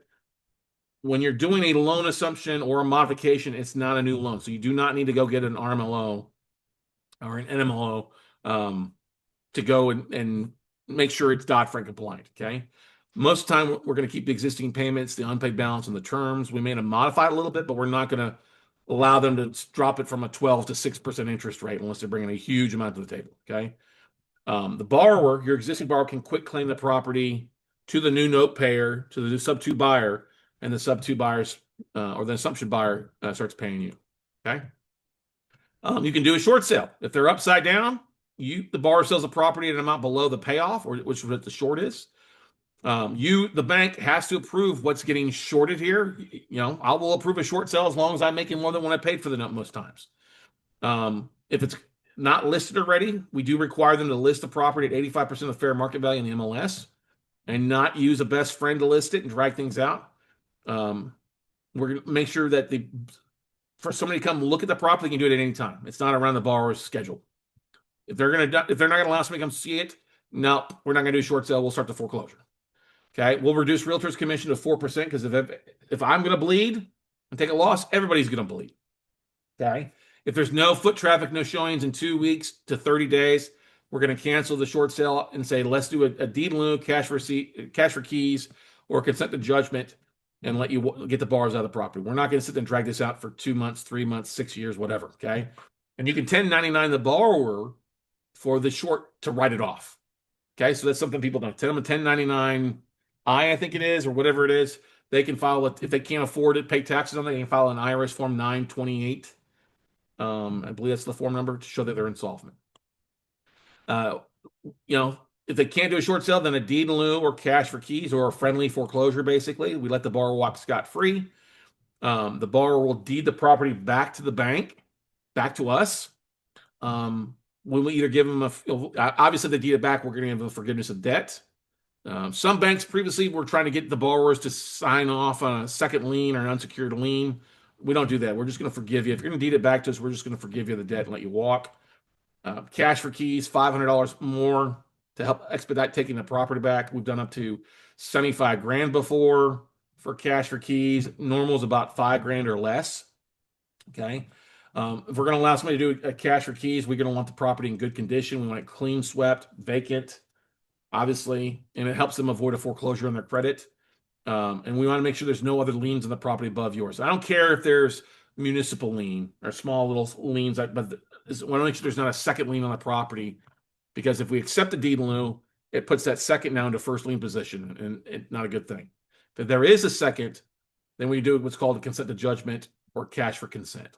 Okay. And you'll always want to pull title, see what's sitting out there, and get internal photos so you know what the condition of the property is. Okay.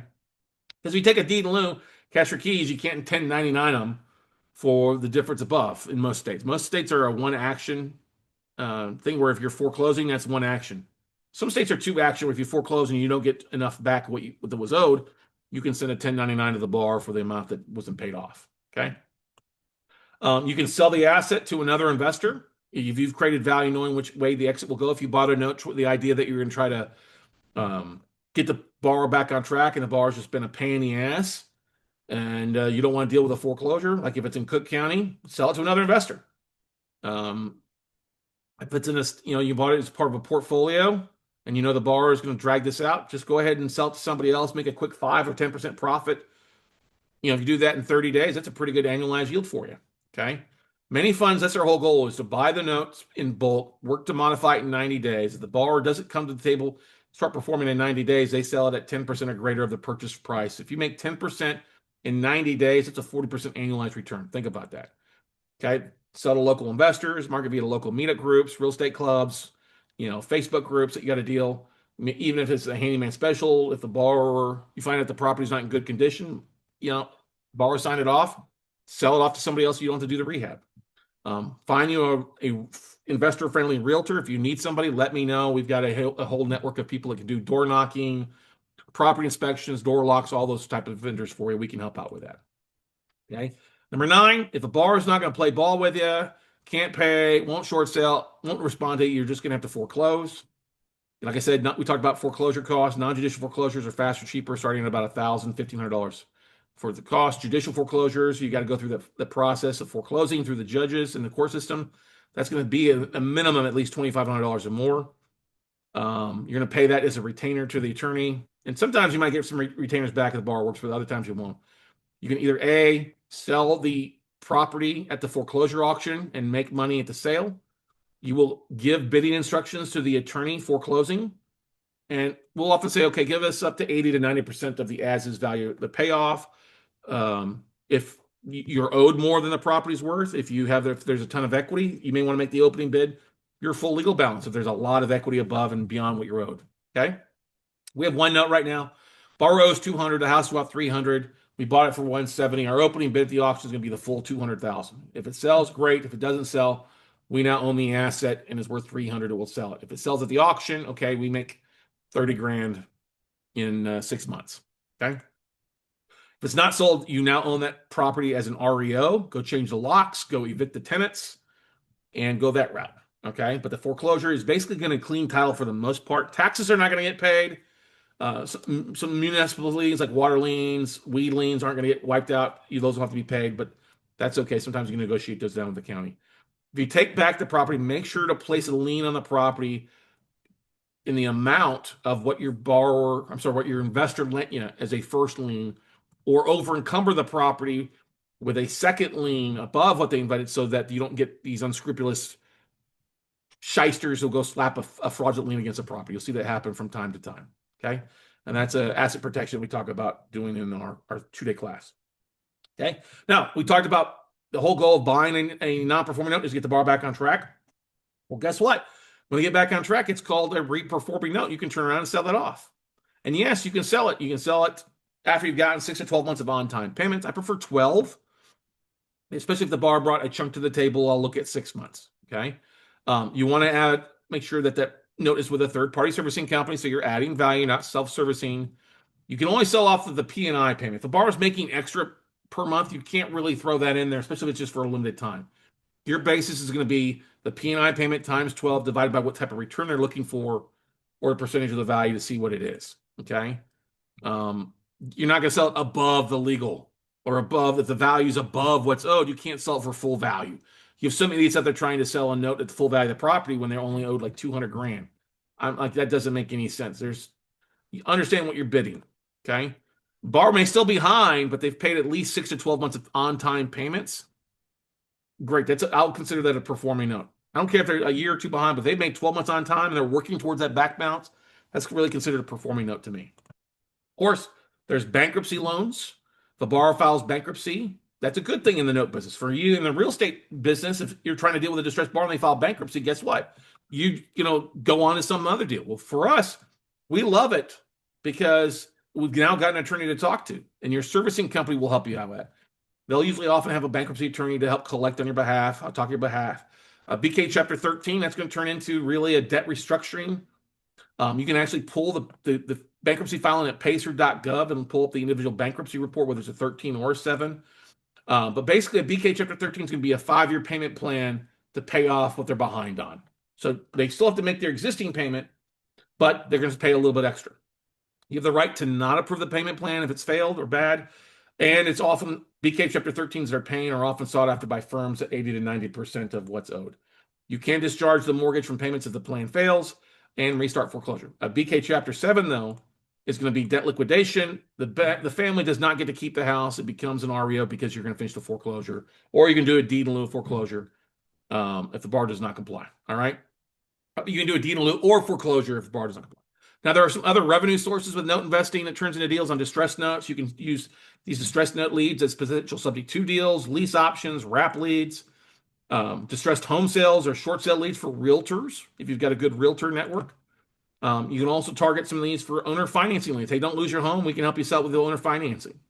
This could also potentially be property management leads if it's a rental property or landlord or out-of-state venture, or it's a DSCR loan that could be an investor loan. Might be a potential property management lead.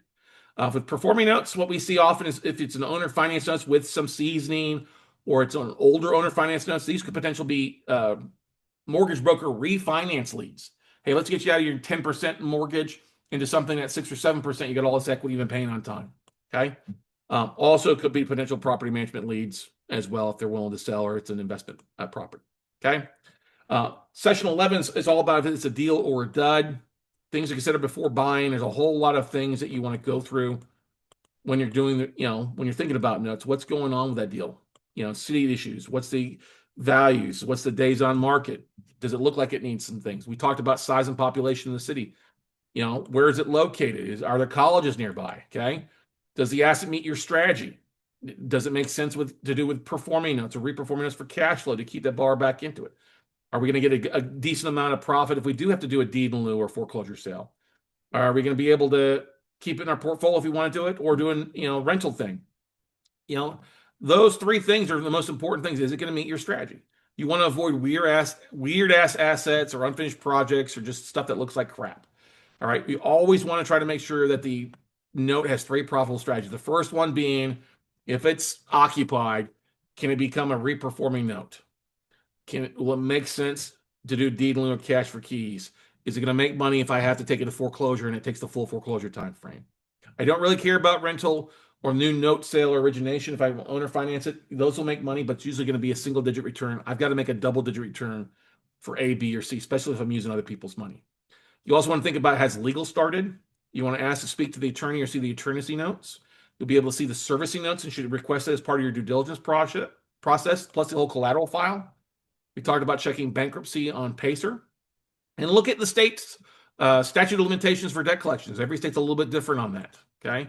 And then also, is the state have safe harbor like Florida, Colorado, Nevada, where you don't have to pay the full amount due to the condo associations or the HOA associations? Sometimes you get away with paying just a fraction of what's owed because of that. Safe harbor in Florida, if I'm buying a note and foreclosing and there's an HOA lien, I'm only going to pay either 12 months of the HOA fees or 1% of the original sales price of the property, and the HOA can't do shit about it. Okay? Due diligence is a longer process, and you worry about the borrower, the property, and the collateral file, ladies and gentlemen. We do a long due diligence video, especially in our workshops, about the servicing notes, the borrower's due diligence, how responsive it is. Have they filed out hardship letters? Look at the previous loan documents. We look at the BK. We do a little social sleuthing to see if they're currently there.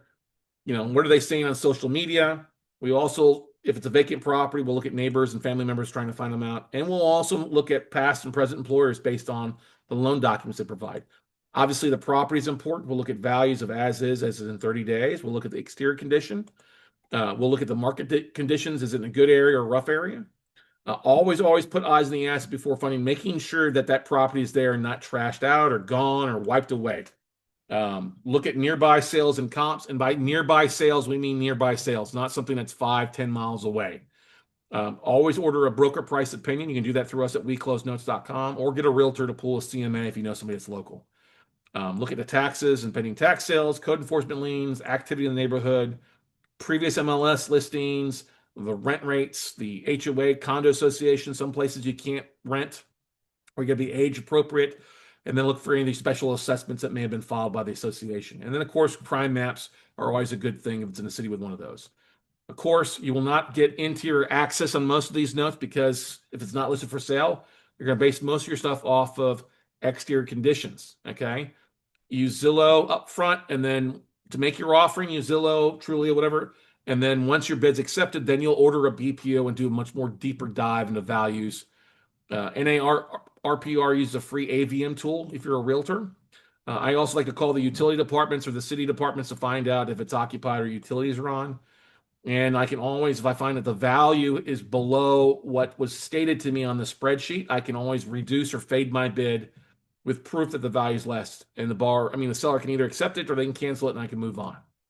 But always, always have somebody go look at the asset before bidding. Collateral files, this is what you're really buying, not the property. So it's the original loan documents, the mortgage, the chain of different assignments of mortgages that note's been sold a couple times. Look at allonges, such as the transfer. Check out the deed of trust and make sure that that matches up with the details of the borrower that you're buying. Look at any previous appraisals on there. That's great. They're outdated, but at least it gives you an idea what interior is supposed to look like. And look at the previous borrower's 1003, which is the application that most people are filling out from the mortgage company to buy that note. That'll tell you what they have: retirement accounts, other assets, all sorts of great stuff. And the soft versus hard does not mean a Viagra thing. Your soft collateral is going to be a PDF document, scanned copies that you're going to look at.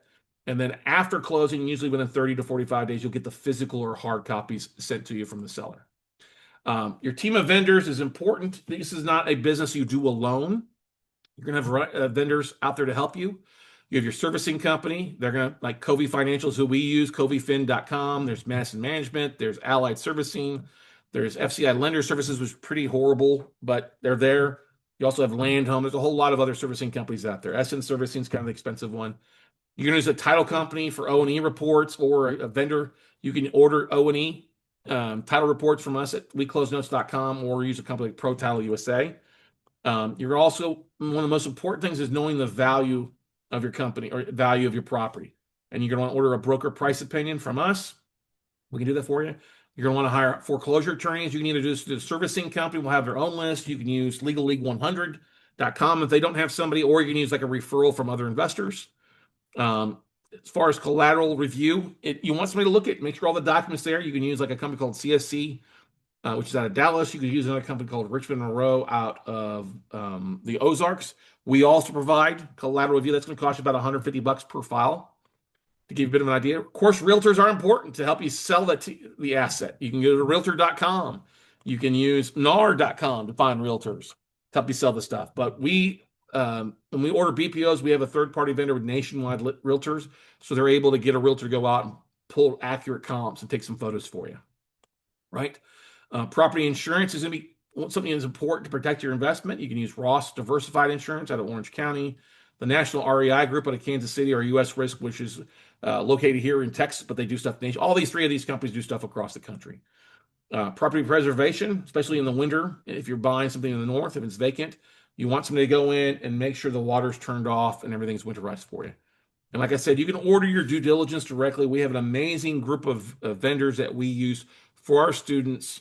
Save you, instead of you trying to go out and do it yourself and pay a whole lot more, you can do it through weclosenotes.com, or reach to me at scott@weclosenotes.com, and we can help you out there. Anywhere from door knocking to door locks to exterior, interior BPOs, all that good stuff.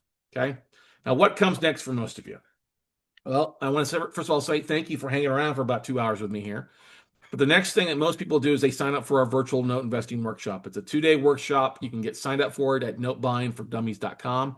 Normally, it's about $9.97. We've reduced the price down in 2026 for you. We've got so many successful students have closed on 10 notes, 15 notes, 20 notes, 50 notes, and making above average returns. We could talk all day about what type of deals they're doing, but we are so proud of our successful students who are doing big things out there. All right. I mean, if you're wanting to make a double-digit return in your self-directed IRA, you could do like Sterling James did, bought a small note in Florida. We helped them find the deal, help them negotiate it, help them do the due diligence, and help them close on it. All right. What's included with our class? You get a 2-day live class that we do via Zoom. That's usually $9.97, but we do that live, so you can ask questions. You will also get the replays to the previous class that you just don't have to wait around to the next live class. You can actually start learning today. You also get a 200-plus page manual with forms, contracts, case studies. We'll also include our wholesaling and calling banks master classes as well for you. And this is good for you plus a partner or spouse. All right. So it's over 20. We also bring in a tape of list or two of notes that you can cherry pick from and make offers on. That's priceless. So you get well over $2,000 in value by signing up for our workshop. And we're here to help you. We always believe there's no dumb questions. It's just that no questions are asked sometimes. And that's the question that needs to be asked. And like I said, normally it's $997.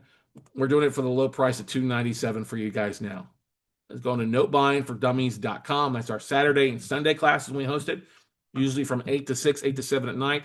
We used to do it 3 days online and realized that people just couldn't make it on Fridays. So we've shrunk it down to make it more accessible for you guys during a normal weekend on Saturday and Sunday. And then, of course, guys, if you want to do more, but you want to spread it out, stay involved, then sign up for our WCN membership. It's $97 a month. Go to noteumbrella.com and get signed up for that there. Includes access to the replays. We do coaching calls on Mondays. We also upload our list of notes there that you guys can cherry pick. So $97 a month, it's the biggest bang for the buck and the all you can learn note buffet, like we say. So go to noteumbrella.com for that. And then, of course, we do have one-on-one coaching that we help hold your hand through the process.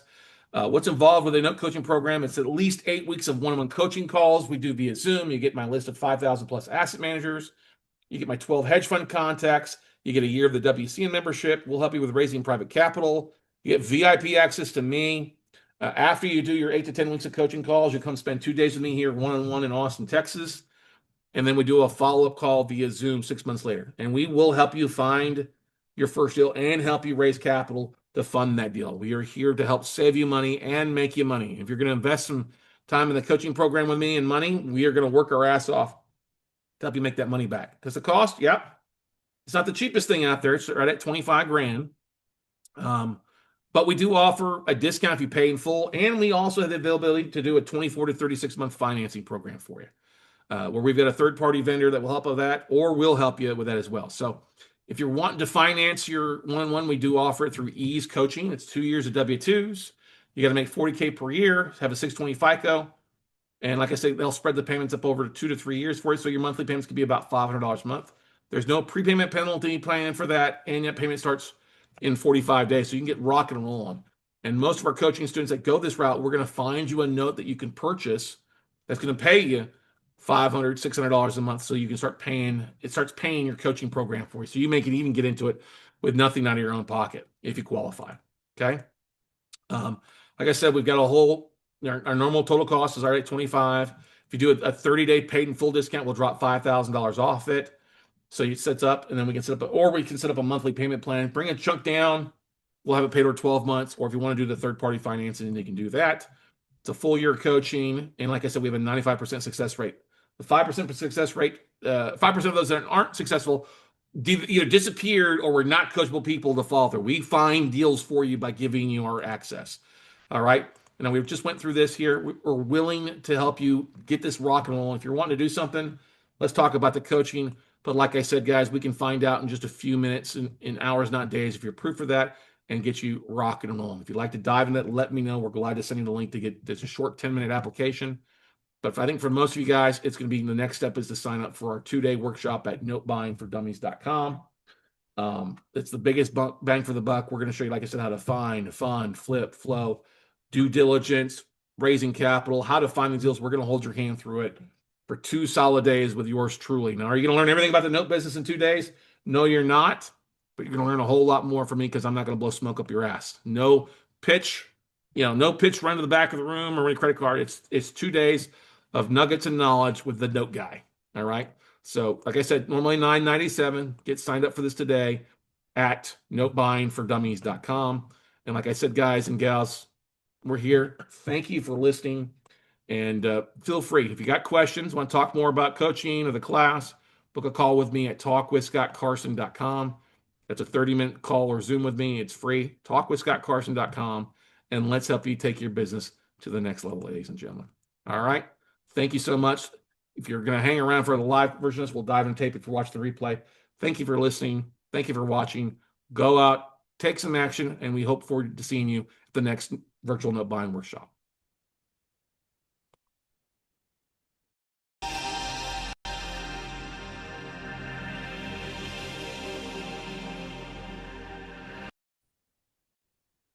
Good morning, good afternoon, and good evening, everybody. Hey, welcome to this episode of the podcast. We are so excited about this episode. This is a Texas reverse mortgage foreclosure case study we're going to. It's actually a note that we're bidding on today. Literally sent in an offering earlier this morning about this deal and waiting to see what the comps come back, or not the comps, but whether they accept it, decline it, counter it. It's definitely some opportunities here. And this is either going to be a great ROI in a short-term deal, or it's going to be another potential six-figure profit. Heck, 50K profit. If I got to split it with somebody, I'm rocking and rolling and feeling great about this. Okay. So, first and foremost, thank you again for always listening, commenting, watching this stuff. If you're one of those folks that are watching, listening, or even reading this, thank you so much. And we really, truly appreciate you. I really do appreciate for all you guys that are commenting. You're loving these breakdowns. Thank you so much. Keep them coming. Keep them coming with your questions. That's what we're here for. So thank you for, we've gotten a wave of people comment that you're really, really loving these breakdowns. And here's another deal that I think is going to meet your fancy and maybe for some lucky investor be a potential funding partner with us on this deal. But anyway, once again, 50K, 50 note deals in 50 days. I think this is deal number 17 or something like that. I got to go back and count it up. But this is a deal. It's not here in the big metropolis of like Austin, Texas. It's not in the top five city of Austin, Texas. This deal is actually in Wichita Falls, Texas. Now, that's a picture, that's the Google street shot view, which is hard to tell because it looks like it's brown, decent roof, mature trees. That's a picture from this year. Okay. A little harder to see. But the great thing about this, we have an interior and exterior photos from an interior BPO that the fund provided a year ago. Okay. If you don't know where Wichita Falls is, it's up North Texas. It's north of Fort Worth. It's just south of the Oklahoma border, just south of Chickasaw Nation. It's actually did not know this. I thought it was a smaller town, but there's 100 and somewhere between 102 to 105,000 people that live in Wichita Falls, Texas. It's up by Vernon. Wayland Baptist University is up there.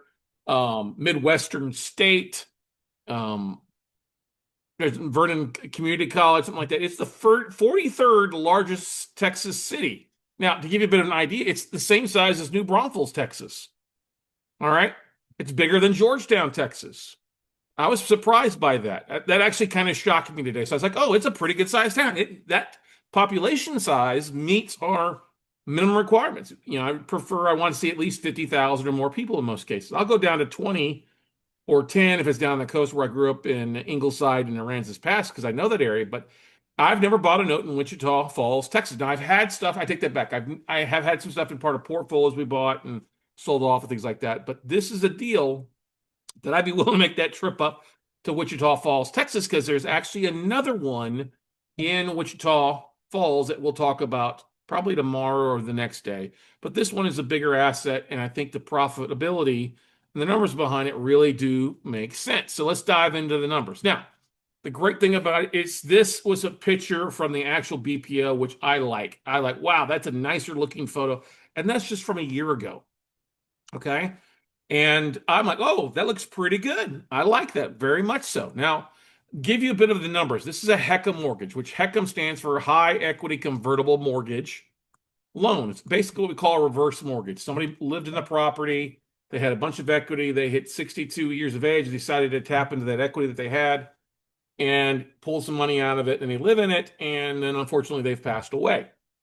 Okay, so the borrower's been deceased since about June of last 2 years ago. So it's been vacant for about 2 years. June of 2024 is what triggers that it's in non-performing status. Once the borrower passes away, the lenders usually will give, HUD, and the lender will give the either surviving spouse or the family the opportunity to come and pay off the mortgage and go from there.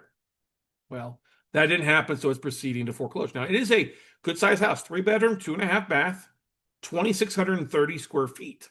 It was built in 1959. It's obviously been updated when you see the photos inside. Okay, it's on 4/10 of an acre. All right. It was originally purchased by the previous borrower, in May 27th, 2003. So they lived in there for 20 years. Okay. and they bought it originally for about $80,000. Well, the unpaid balance when they took some equity out of it and stuff like that now sits at the unpaid balance. That's not the legal balance. Legal balance is a little bit higher. The unpaid balance is at 108, 185. Okay, I don't have the legal balance. I'll get that if our bid's accepted. We'll go from there. But the fair market value conservative says 292. Previous BPO said 314, 315. You know, BPOs can vary. Obviously, it's a year old, stuff like that. But Zillow Value gives it around 292. And I would definitely give that a solid valuation from doing some online due diligence on stuff. Okay. Like I said, the interior BPO said 315 a year ago. Okay. I could see that. And, you know, the 292 is going to be based off other sales in the area, but the somewhere between 290 and 315. Okay. If it's cleaned up and stuff like that. Because when you look at the exterior, it does not look that bad. And the big thing about HECM reverse mortgages, guess what? You're not going to get the borrower to come back to the table and start paying on time. I mean, you take a hell of an exorcism, the night of the living dead, mortgage payers to come back. Family doesn't want it. They've had the opportunity. I mean, there is a substantial amount of equity, $108,000 unpaid balance to a fair market value of 292. That's a $184,000 difference. Okay. That's a chunk of change sitting there. It could be an opportunity for somebody. Okay. Now, here's kind of what I run through the deal. But let's talk about a little bit before we talk about that. Before we talk about the ching, let's go through some of the photos. Now, here's another photo from the exterior BPO. And you can see it's got a 2-car garage. It's not so bad there. That's the back of the house. Nice looking. You can see that the BPO agent went through the fence and then the glass door there. The AC unit doesn't look that bad. Now we have interior photos. Now you have the living room kind of den. It's nice. Look at that stuff with the built-in shelves and the door up there. And looks like there's a lot of stuff that's been left in the property. Here's the other part of a living room. It looks like somebody did an estate sale and then they just walked away. Now, I don't know what is currently on this stuff. I would probably make the trip up there. I've got the lockbox codes of this one. Be a heck of a trek. But there's the kitchen kind of, you can see, pretty good sized kitchen, lots of cabinet space, kind of that old paneling look, but it's still, decent. The carpets don't look bad. When I look at these images, I'm looking for two things. One, I'm looking for holes in the ceilings, and I don't see that, or holes in the wall, or water damage, or damage. And I don't see any damage in this stuff. Okay, pretty clean. This takes us into the dining room area. You got a big armoire there left there. Okay. You have the larger bedroom over here to the right-hand side. You get the second size bedroom there. A lot of stuff left in the house, but that's okay. Carpet looks a little old, but you got the older light fixtures there, or the blinds. It takes us to the third bedroom up here, which looks like it was probably an office with that gold carpet around the outside, which is okay. And there's 2.5 bathrooms in this thing. So you got the biggest bathroom to the right upside there. Okay. It's got wallpaper, not a big deal. And it's got this kind of interesting trim. I thought that it could have been water damage, but it's actually trim on that shower stall. Here's another photo of it. Here's the second bathroom, sorry. That takes us to the next thing. You get the half bath. And then you get a picture of kind of the facing out into the backyard from here. And then it's also got a laundry room, pretty good sized laundry room. Look at that storage, the shelves, stuff like that. When I see something like that screams like, hey, my mom's got a knitting room, right? She's got a room she converted in her house into a sewing room. Okay. But that's like, oh, that's the laundry room based on the BPO. Okay. It's like, wow, this looks like it's in pretty good shape, right, everybody? A little outdated in some cases, but it's basically, you're talking paint, carpet, and some fixtures. All right, and haul a bunch of stuff off. Have another yard sale to pay for your rehab, right? Anyway, moving on. So let's talk about the deal on this. So with a non-performing HECM loan, you're going to foreclose. And in Texas, since we're in a fast foreclosure state, usually doesn't take that long, about 90 days to go through the foreclosure process. Okay. So since there's equity, I would my initial bid's at 80 cents on the dollar of UPB. I don't have the full payoff amount. Okay. So they may come back and say, okay, we want you to little bit higher. Okay, that's fine. So let's just say 80% of UPB. So you take $108,000 times the 80 cents on the dollar, comes to $86,500 is my offering. Okay, remember the UPB is 108. So let's just say you're gonna have to take it to auction, which is like 90 days. You bought it at 86, you finish the foreclosure, you say, okay, credit bid for the full 108 because that's the highest you can bid. It sells at auction.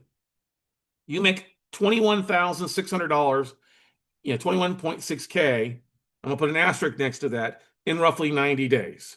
And that's a 20% ROI in 90 days. You annualize that out, that's an 80% annualized ROI in a fast foreclosure state, start to finish in 90 days. That definitely can happen. That happened recently with two of our deals, one in Texas here, another one is going to happen up in Tulsa with our coaching student, Andy Espinero. We'll probably go through that deal this week.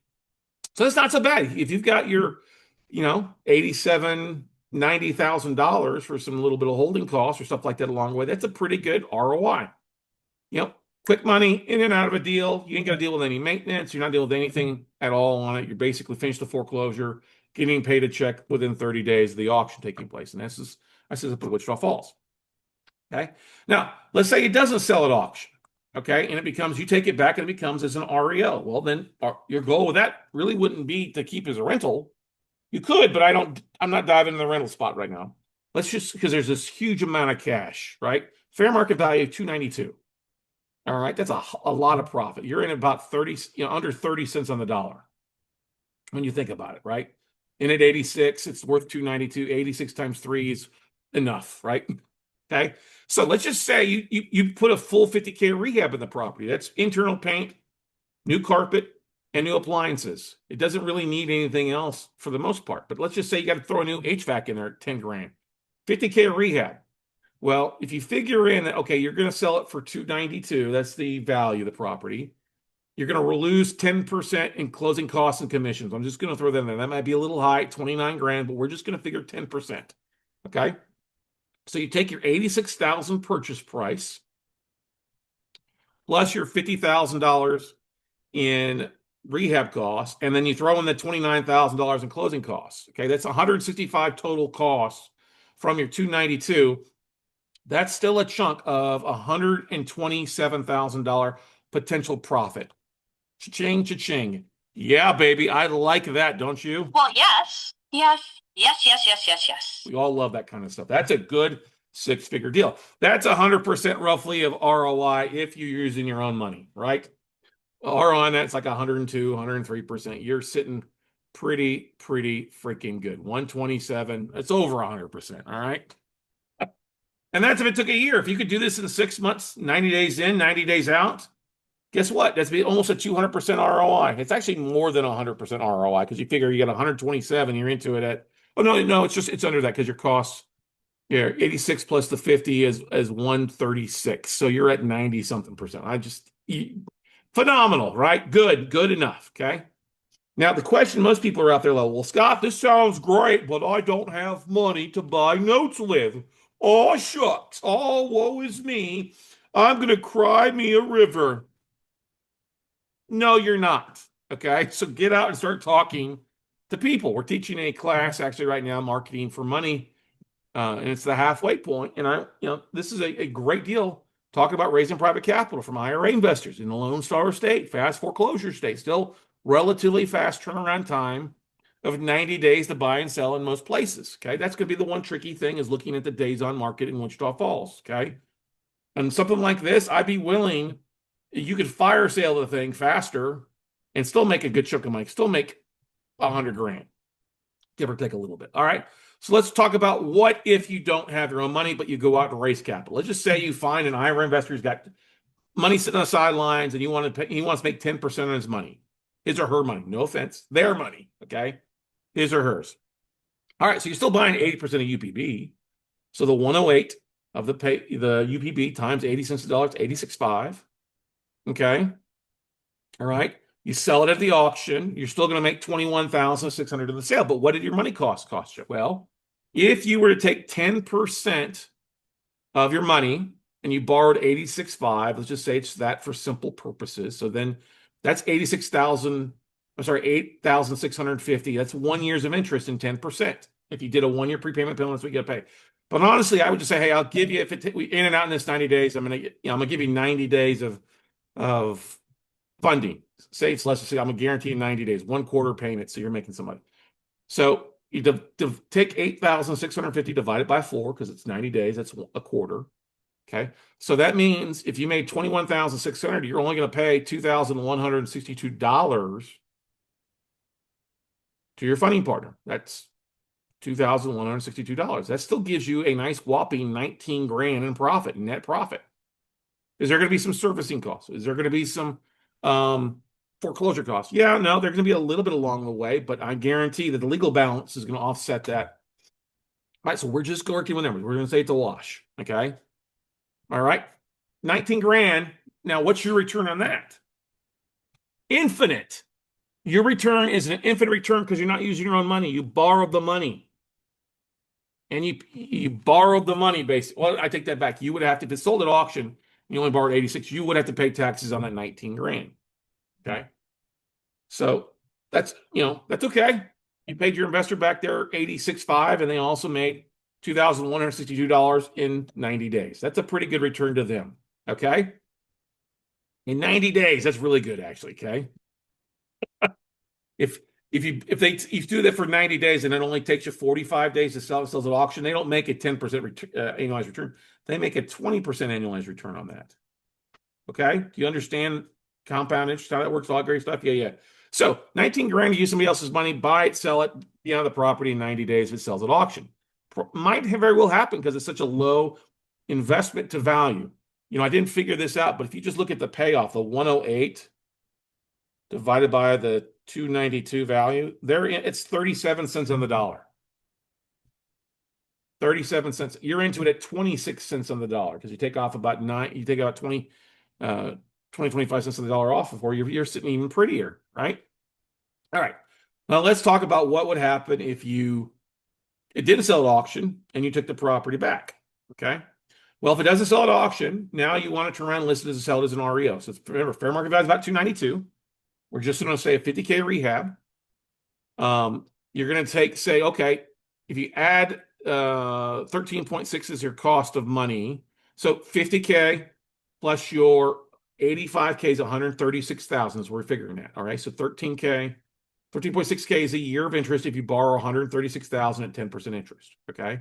Now, I'm going to say this, let's just say it takes a year for the heck of it. 136,000, that's 85 plus 50, 86,000 for your purchase of the note, 50,000 rehab, plus your $13,600 in money costs for a full year. And let's go ahead and throw that 29,000 in closing costs and commissions in there as well. That comes at your total cost basis is at 178.6. If you sold it at 292 minus your $178,000 costs, you're going to net a nice whopping six-figure $113,400 profit.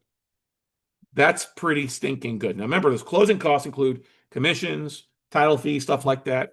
That's a pretty good. Now, if you could do this in 6 months, your money costs don't go 13.6, they go to 7.8, So you could throw your profit be 120 if you got an investor to give you the money at a 10% interest and do it for a year. Now, I always say, prep your investors, even in Texas flips, say it's going to take a year to 2 years to get things done. Guarantee, 90 days of interest or 6 months of interest if you want to do that, depending on how savvy the investor is.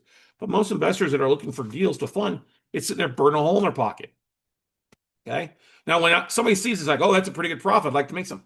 Could you split the deal? You could potentially split the deal with another investor. You'd probably want to set up an LLC together or make sure they're an active investor in a lot of cases. But if somebody's like, oh, I got 25 grand, I got 25 grand, 25 grand, 25 grand, you don't want to pool money that's be illegal. Okay. Now, how would you secure your investors' money? Well, when you bought the note, you'd have them either be on the assignment of mortgage with you, or have them be the loan funder of the assignment. You have the deal, have them on the assignment, and then you have a partnership agreement. They outline the deal. Okay. I would say just do 50% interest to their LLC or IRA, 50% interest to yours. And in the actual operating agreement or funding partner, you can set up the interest rate at whatever you're looking at for, flat loan agreement. On something like this, could you do them a 12% return on their money? Yeah, you sure could. Now, obviously, let's talk about the due diligence side of this. Obviously, you still want to review condition of the property. I've got an interior lockbox code to it, which gives me keys. So go through, make sure it looks good. It's obviously a vacant asset, so there's no power on, no water. You'd want to get those turned on if you had to take it back. Minute I bought the note, I'd go change the locks. I'd go change out the locks and secure it for myself. Obviously, the valuation is going to be very important. Hiring a new BPO, new agent, pull comps, and the big key factor with this one, I mean, 100,000 person city, it should have relatively still stuff should still be moving. So finding out days on market, the big kicker on that 292 versus days on market is really at 6 months. If days on market take longer than 6 months, the 292 value is going to have to come down maybe 250 for a 30-day quick sale price. But that still gives you the flexibility if you're coming in and your investment's 86 on a $108,000 balance, or maybe it's 90 on a $115,000 balance. That's $25,000 difference. I'm looking for that $20,000 difference if it's a fast foreclosure. Now we're talking, you should be able to foreclose in 90 days or less. Some of the deals that we've been buying recently have been under that because we've been buying them at a price and then taking over, the creditor's position. Obviously, you're going to review the collateral file, all the documents go along with the servicing notes, the attorney notes, pulling title report, making sure that there's opportunity with this as well for you. So it's your full due diligence side of this. But like I said, I submitted an offer on this one this morning. I'm looking to see what comes back. I've actually submitted 20 offers yesterday and today onto this fund and another other fund that some of the deals that we looked at. So definitely excited about this deal. If you're interested in getting rocking and rolling and looking to put some money to work, let's talk, ladies and gentlemen. Love to talk with you. See if it's a fit for you. Now, we're not looking for wholesalers. Don't contact me until you're looking to buy for your private equity firm, and then I look at your profile on LinkedIn and you're selling patio equipment, okay? And you have a recent update of selling patio equipment. And then I find out that you don't have a private company because you're using a .me email address and you're just a wholesaler. So I don't need wholesalers, okay? No, I'm not looking to flip this asset to somebody. I'm looking for somebody who wants to come in and partner fund this deal provided the price. Right? If they come back and they want $105,000 on $108,000 balance, there's no room to make any money on that. Okay. I don't have to hold around and wait to try to buy this as an REO. I don't want to roll the dice and only make $2-3 grand at a foreclosure auction. So that's the big kicker on where they're at. Could I go to 90? I might be able to go to 90 on it. But I'd probably put a clause in it that all the interest, the difference, if it's only 10 grand or less, probably goes back to my private investor on that. I mean, I can still make a couple grand at 10%, and a couple grand on nothing is still an infinite rate of return. So there's some flexibility on this. I think the property taxes are all paid up based on what I've looked at before. If I know the funding, that's one of the things they do. And so it is with a third-party servicing company, and it's already been started down that foreclosure process. They referred it to attorney last January. I haven't foreclosed on it yet, so it's an opportunity for us while they work through the probate side of things. So as always, guys, if you want to make an offer, jump on. Feel free to shoot me an email at scott@weclosenotes.com if you're serious investors, or book a phone call with me at talkwithscottcarson.com. That's talkwithscottcarson.com, or my email address at scott@weclosenotes.com. So as always, we do have an upcoming workshop August 29th and 30th. It's a 2-day, Saturday and Sunday. We'll be going through this deal on there a little bit more instead. We'll probably going through the due diligence side of things because we're 45 days out from the class. Tickets are only $99 as we sit right now. So take advantage of that early bird special and get signed up today. You don't have to wait till August 29th to learn. We had a guy sign up this afternoon. He already had the email sent to him with replays, the previous workshop, and he is already learning how to become a note investor. So encourage you guys. Thank you so much for coming on, listening, watching. Keep the comments, keep the reviews coming. And once again, thank you for being such a great listener, great students when it comes to our 50 note deals in 50 days. So go out, take some action, everybody, and we will see you at the top. Bye.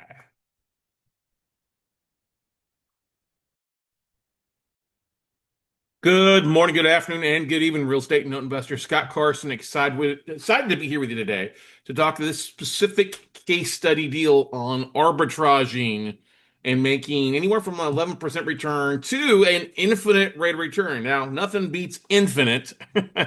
And so this is a great little deal. I had it sent to me from another one of our hedge fund sellers. It was actually one of 3 notes that they had available for sale. 2 were in Houston, 1 is in San Antonio. And then I actually drove by this property. The photos you see of the property are actually photos I took of myself when I was there last week looking at this asset. And it's a nice little property.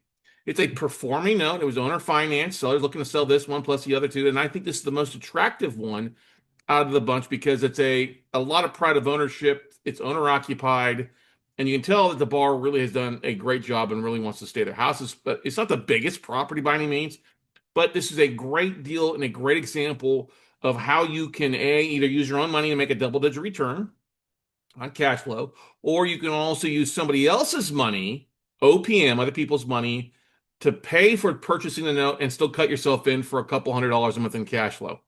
And it's a win-win-win across the board. So I really like this little deal. I think it's a great one, and let's dive into it. And like I said, it's a nice looking little property. You can see you've got some pride of ownership. This is, that's the front of my truck here in the bottom right-hand corner. My Dodge Ram there. I pulled up in the neighborhood. It's a quaint little San Antonio neighborhood. It was one of the nicer houses on the block. They're all kind of smaller houses, but you really see that the borrower has done some really nice work. Sitting outside, they got plants. It's hot in the middle of summer here, so nothing's really growing plant-wise, but they've got pots, they've got the wind chimes, they got the exterior lights on it, newer roof. This property looks like it's been rehabbed definitely in the last couple of years. And so when I saw it, I was like, oh, I kind of really like this. The gates, we see a lot of that in San Antonio area where you've got some of these higher gates on stuff going on. But that's okay. You're not living in the property, but I bet it's just as nice inside as it is outside. Now, this is it's a performing note. It was built in 1960 originally, but you can tell it's been rehabbed. Newer roof, newer siding. They just got a lot of pride of ownership on it. 3-bedroom, 2-bath, 1,288 square foot. It's a performing note. Like I said, it's owner occupied. It was originated back in February of 2022. So they've been into it for over 4 years. Now, the purchase price of the property was at 145 and some change. The borrower brought in about $15,000, just shy of $15,000. I think it was 14,700 to be precise, but $15K down payment. It was owner financed 30 years at 9.9% interest rate. The current unpaid principal balance, that's what UPB stands for, is at $126,750. Now, the value hasn't gone up a lot in this part of San Antonio. It says online value is like 147. It's not showing a newer picture of the property. We can say San Antonio has taken a little bit of hit in values in the last 2 years, kind of stayed low, but San Antonio usually appreciates on average 5 to 10% per year on average. It's just that we have a little bit of a correction, but still, you're sitting in a pretty good spot. It's only if you figure the unpaid balance versus the fair market value, you're at an 86% LTV of the unpaid balance versus fair market value. Now, the current P&I payment, since it's at 9.9% interest, is at $1,135. That's a nice payment asset. Now, like I said, the borrowers on this, they went through an RMLO to finance this. It should be a pretty clean collateral file.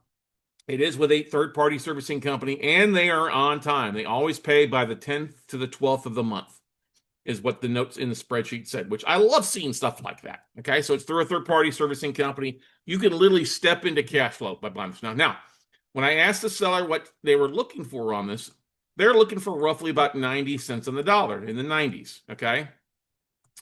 Now, I would say offer at 90%. There's a point to the seller. So maybe you offer at 89 and you get it at 90%, right? So your total cost, if you take the 126,750, which is the unpaid principal balance, multiply it times 90 cents on the dollar, that comes to a purchase price of 114,000. Okay. Now, if you take that 1135 a month that's coming in times 12 months, that comes to just over 13,620 in cash flow. Now, the 13.6 divided by your 114, that's a decent return of right at 11.9%. That's not too shabby, right, everybody?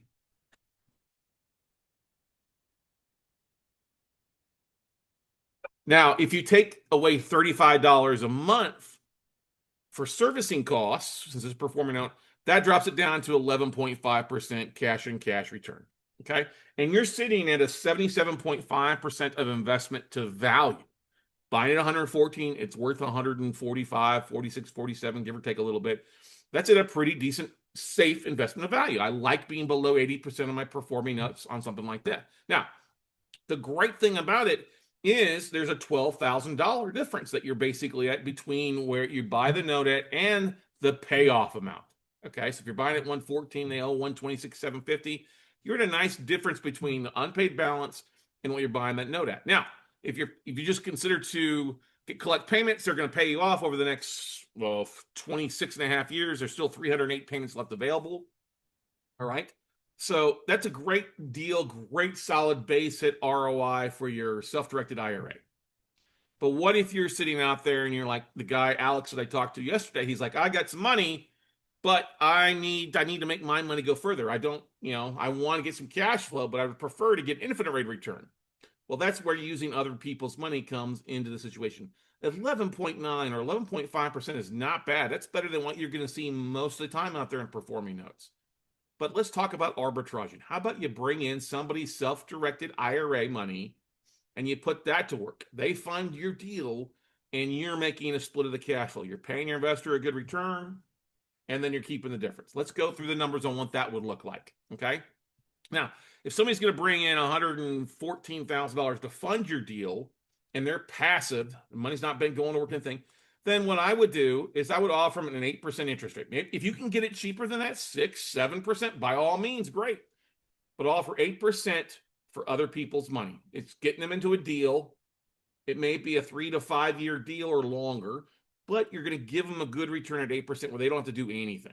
Okay, so if you take, and I was throwing $115,000 because there's going to be some costs along the way. Maybe put $1,000 in your pocket, whatever. Maybe you got to pay it a little bit more. In transaction fees or your due diligence costs, stuff like that. So let's just say you get them to fund $115K at 8%. All right. Well, if you take, that means $115K at 8% interest only. You're just paying interest only to your to your investor. That's $9,200 a year that you got to pay him. You divide that by 12 months. You're going to pay him a monthly interest only payment of $766.57 per month. Okay. I think actually 6.7. It's like, we just say 767. Okay. Well, if you take the 1135 that's coming in gross minus the 767, that comes to $368 difference in cash flow into your hip pocket. That's right. 368 is the difference on a month-to-month basis on this. Now, I say you only going to see $333. Let's go ahead and just have that servicing cost of $35 removed from that. So you're netting $333 times 12 months. That means you're going to net a nice chunk of change there. Is it going to get you, where you retire? No, but guess what? $333 times 12 is just at $4,000 per year in cash flow. And that's right now, as it sits, this is based on that they've paid 51 months on time, right? The 127 UPB is at month 51. Now, why do I have months 51 through 141? Well, it would take them paying another 90 payments or 7.5 years to go from the 127 down to 115. So let me show you this. Okay, so we ran this through an amortization table. Okay, just simple amortization. 130,470 was what they originally financed. 30 years, 9.9% interest, 1135.34. What I show you? All right. And if you look at it where they're at today, so they are at payment 51, right? 126,750. We just outlined that in red there for you. And if you're borrowing 115, how long is it going to take for that unpaid balance to get reduced down to where it's at with what you borrow from an investor? Well, that's going to take you to month basically 140, 141. 141, you get exceed 115,000. Okay. So, like I said, that gives you about 90, 89, 90 months of potential cash flow if you want to. But guess what? We don't want to hold it that long until we get down to 115. I would suggest, guess what? You hold it for 5 years. Now, what's the balance going to be in 5 years? Well, the unpaid balance, if you look in 5 years, so you take 51 months plus 60 months comes to month 111. And the unpaid balance in month 111 is 119,820 and 50 cents. So just under 120,000. Okay. So you hold this note for 5 years. In 5 years, what's going to happen? Well, appreciation is going to go back up. The market's going to rebound in San Antonio. The value is going to go up. They're going to be sitting at a better percentage. They're at 119. That's payoff. It's unpaid balance at 120. Value's going to probably go up to 150, maybe 160, maybe even 170 based on what we've seen in the past. Okay. So their interest rate's at 9.9%. If they paid on time and they got decent credit, and they got pride of ownership, I would work with them to do a rate term refinance with a mortgage banker, a mortgage broker. All right. Get them to roll that. They can roll a closing cost there, pull some cash out. Hey, they're sitting at a pretty good percentage there, right? Even right now, if it was just a rate term at 80 cents on the dollar, they're sitting pretty good. Okay. So what happens, you get them to pay off a refinance in 5 years. You've held it for cash flow. You get them to refinance at the 119.8. So you're getting paid off in full. So you're able to, with a 119.8, what are you going to do? You're going to pay 115 to your investor, get them refinanced out in their self-directed IRA. Remember, they've been making 8% return all along out of that difference in payments, right? The 767 a month you've been paying them. And you put another 4,800 cha-ching in your HIP National Bank. That means by using somebody else's money, you've received an infinite rate of return and put $24,780 in your pocket. Now, are you going to retire on $24,780 over 5 years? No, you're not. But guess what? If you figure that on average over 5 years, that's 5 grand. That's roughly about 600. No, I'm sorry. That's about, yeah, it's about 500, just under $500 a month average, 400 or 333 coming on it, and you get a bigger kick on the back end of the 4,800. That's a pretty good little base hit. 330 a month. What's that going to cover?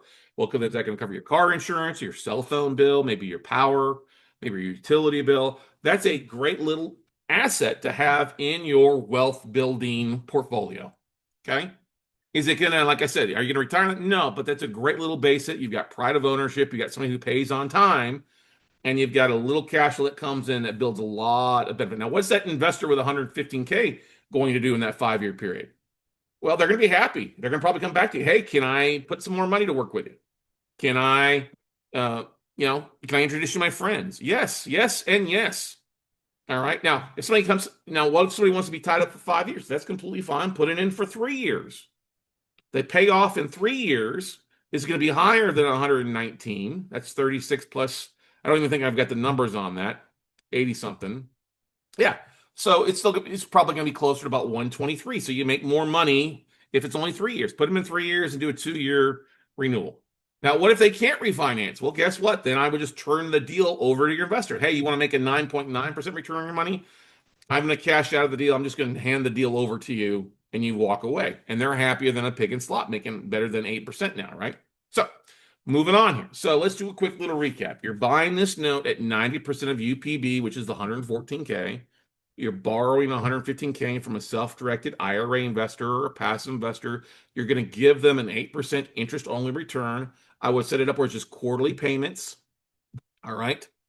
In case there's ever a little hiccup, it gives you time to get back on track. But this bar is paid on time. They've got a chunk of skin in the game. They put 15 grand down. They don't want to lose this. Okay.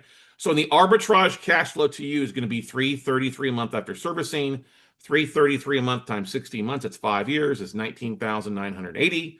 You're going to get the bar to refi by working with a mortgage broker to get that 9.9% interest rate reduced down, so they get a better deal, maybe cash out, pay you off for sure. You're going to make $4,800 in the payoff, which is the difference between what you borrowed at 115 and the payoff in 5 years.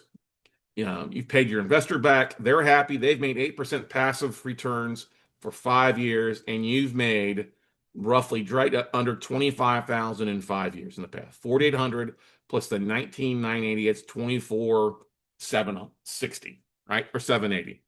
That's a pretty good little deal. Can we agree to that, ladies and gentlemen? There's insurance being paid by the borrower. They're covering the property taxes. It's with a third-party servicing company. You can step into $333 by just talking to potential investors. Now, people always ask me, well, Scott, what happens? What happens if the sky is falling? Well, let's go through that. The sky starts falling, the bar defaults. Well, I would always set them up on a payment plan first. If they're going to get more than 90 days behind, guess what? You have the right to foreclose at that point. All right. Pay, stay. Would love to help you out, and I'm glad to help you out. But if you're not going to follow through on payment plan, look, people will get hiccups. I don't mind taking a 1 month payment you're behind on and spreading it over 3 months or spreading it over a year. You fall behind by $1,200, just pay me $100 extra per month. Going forward, we'll get you caught back up, or $200, whatever it might be. There's a way, okay? But the thing is, along this way, this property is going to appreciate. It's one of the nicer houses in the neighborhood. It's going to go up. Okay, there's rehabs taking place all around it, right? So you're either A, If they don't play ball and you've got to foreclose, guess what? You're probably going to get paid full at a fast foreclosure. Once they're more than 90 days behind, you foreclose in Texas in 30 days. This is in Bexar County, San Antonio, Texas. Okay. Drove by it myself. Okay. Now, if it doesn't sell at the auction where you get paid off in full, whatever the full you payoff is on, that's what your bid is for the attorney. Hey, payoff, full payoff. If they don't pay, if nobody bids you at the auction, guess what? You've now taken this property back as an REO. You offer up before it ever goes to foreclosure, you offer up some cash for keys to the bar to walk away for what it's going to cost you to foreclose. Okay. Now, that's the great thing about it. You don't have to give them a ton. You could, it's up to you. But let's just say you're going to give them the $2,000. Say, listen, you're behind. I'm going to foreclose. I'm going to give you $2,000 to either walk away or we're going to foreclose or pay me off. All right. But if they don't, it doesn't sell at auction. You now own an REO that's at no higher than probably 78% of fair market value. Okay. Like you said, pride of ownership, probably nice inside, like it's nice outside. The value's at 147 as it sits there. It's only going to go up 150, 160. And you're sitting at 115K investment. Okay. If they stop paying, guess what? You tell your investment partner, hey, sorry, the bar stopped paying. We're going to foreclose. I will pay you back your 115 plus whatever interest is owed to you, the 767 month at the time of foreclosure sale. All right. Pay them back. If it doesn't, you take it back. You turn around, list the property for sale. You do a refinance yourself with a DSCRM loan or hard money lender, or you just turn around and sell it. You're going to make more money in the foreclosure REO sale, and the yield's going to be higher because of that for the most part. Just depends on time and things like that. But that's what I'm trying to get at, ladies and gentlemen. You're in a 147, 150, 135 asset for 115. Okay, you're at below 80% of value for the most part, and you're sitting in a pretty good spot. And I don't think that's going to happen. That's the thing when I say pride of ownership, that's the worst thing that could happen. Okay, pay, stay. All right. Now, one thing you've got to keep in mind here, due diligence wise, ladies and gentlemen, is you're going to go through the due diligence side. You're going to review the condition of the property. You're going to find if it's vacant or occupied. It is occupied. We know this, but I'm simply saying this with any type of note deal, you're always going to check the condition. You're not going to get inside of it, but you can pull a comp. You're going to pull a BPO, have a realtor drive by it. You're going to review the collateral file. In this case, it was with an RMLO. Look at those documents. Look at the servicing notes. Looking at all the documents, making sure they're signed and notarized and all that good stuff. And of course, if they don't play ball, then you have the right to have an attorney start the foreclosure process. But have everything run by that and look at the due diligence. Now, here's one thing that most people will come back to me on this one. Well, Scott, I don't have the 100 and some odd grand to buy this. Well, guess what? Get out and talk to self-directed IRA investors, ladies and gentlemen. Because in San Antonio, in Texas, all across the country, the average dollar amount sitting in a self-directed IRA, you may not know this. You may not know this at all, but guess what? It is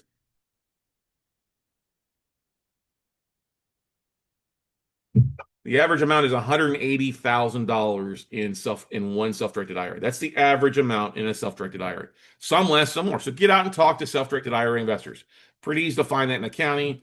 Pretty easy to reach out to them. They know you know that they're real estate investors looking for deals, and they can make an 8% return passive. They're rocking and rolling. So if you'd like to submit an offer on something like that, or partner up or talk with us, hey, you've got money and you want to make an 8% money on your lazy assets, reach out to me. You can reach out to me at scott@weclosenotes.com. That's my direct email address. Yes, I answer my own email. Or you can book a phone call with me at talkwithscottcarson.com and pick out a time in my schedule that works best for you. If you'd like to learn how to buy notes, how to get into this game, how to raise capital, how to do the things that we've talked about, then you definitely want to check out our next 2-day note buying workshop. It's our virtual note buying workshop because it's on Zoom. It's all day August 29th and 30th. That's a Saturday and Sunday. And you don't have to wait till August to learn. Get signed up today for as little as $99, and we'll send you the replays to the previous 2-day workshop so you can start learning now and retake the class. Take the class again on the 29th and 30th. You'll be more educated. You'll understand what's going on, and you're off rocking and rolling. And then, of course, we'll give the replays, send the replays out the week after the 30th, so the first week of September. So if you can't make all sessions, all day sessions on Saturday and Sunday, can't make the sessions, you'll get the replays of the class and go back and watch those. That's included. There's none of this BS. Oh, we're going to charge you for the replays. No, we want you to be there. And obviously, if you can be on person in Zoom, that's great. But if you can't, the replays are available before and after the event. So encourage you. Let's get you rock and rolling, ladies and gentlemen. It's a great time to be a note investor. These types of deals are available all the time. You just got to be willing to put the work in to underwrite it and get rock and rolling and pull the trigger. So let's get you making some money. Go out, take some action. And once again, thank you for watching this episode as we're going through 50 note deals in 50 days. This is a great little case study, great little base hit. And I encourage you to check out the rest of the deals that we've highlighted throughout the last 2 weeks. We've got a lot more to go into. So stay tuned. I think we're at, this is like deal 15 or 16, something like that. So we've got another 30, 35 deals to go through for you over the next couple of weeks. So go out, take some action, everybody, and we'll see you at the top. Bye.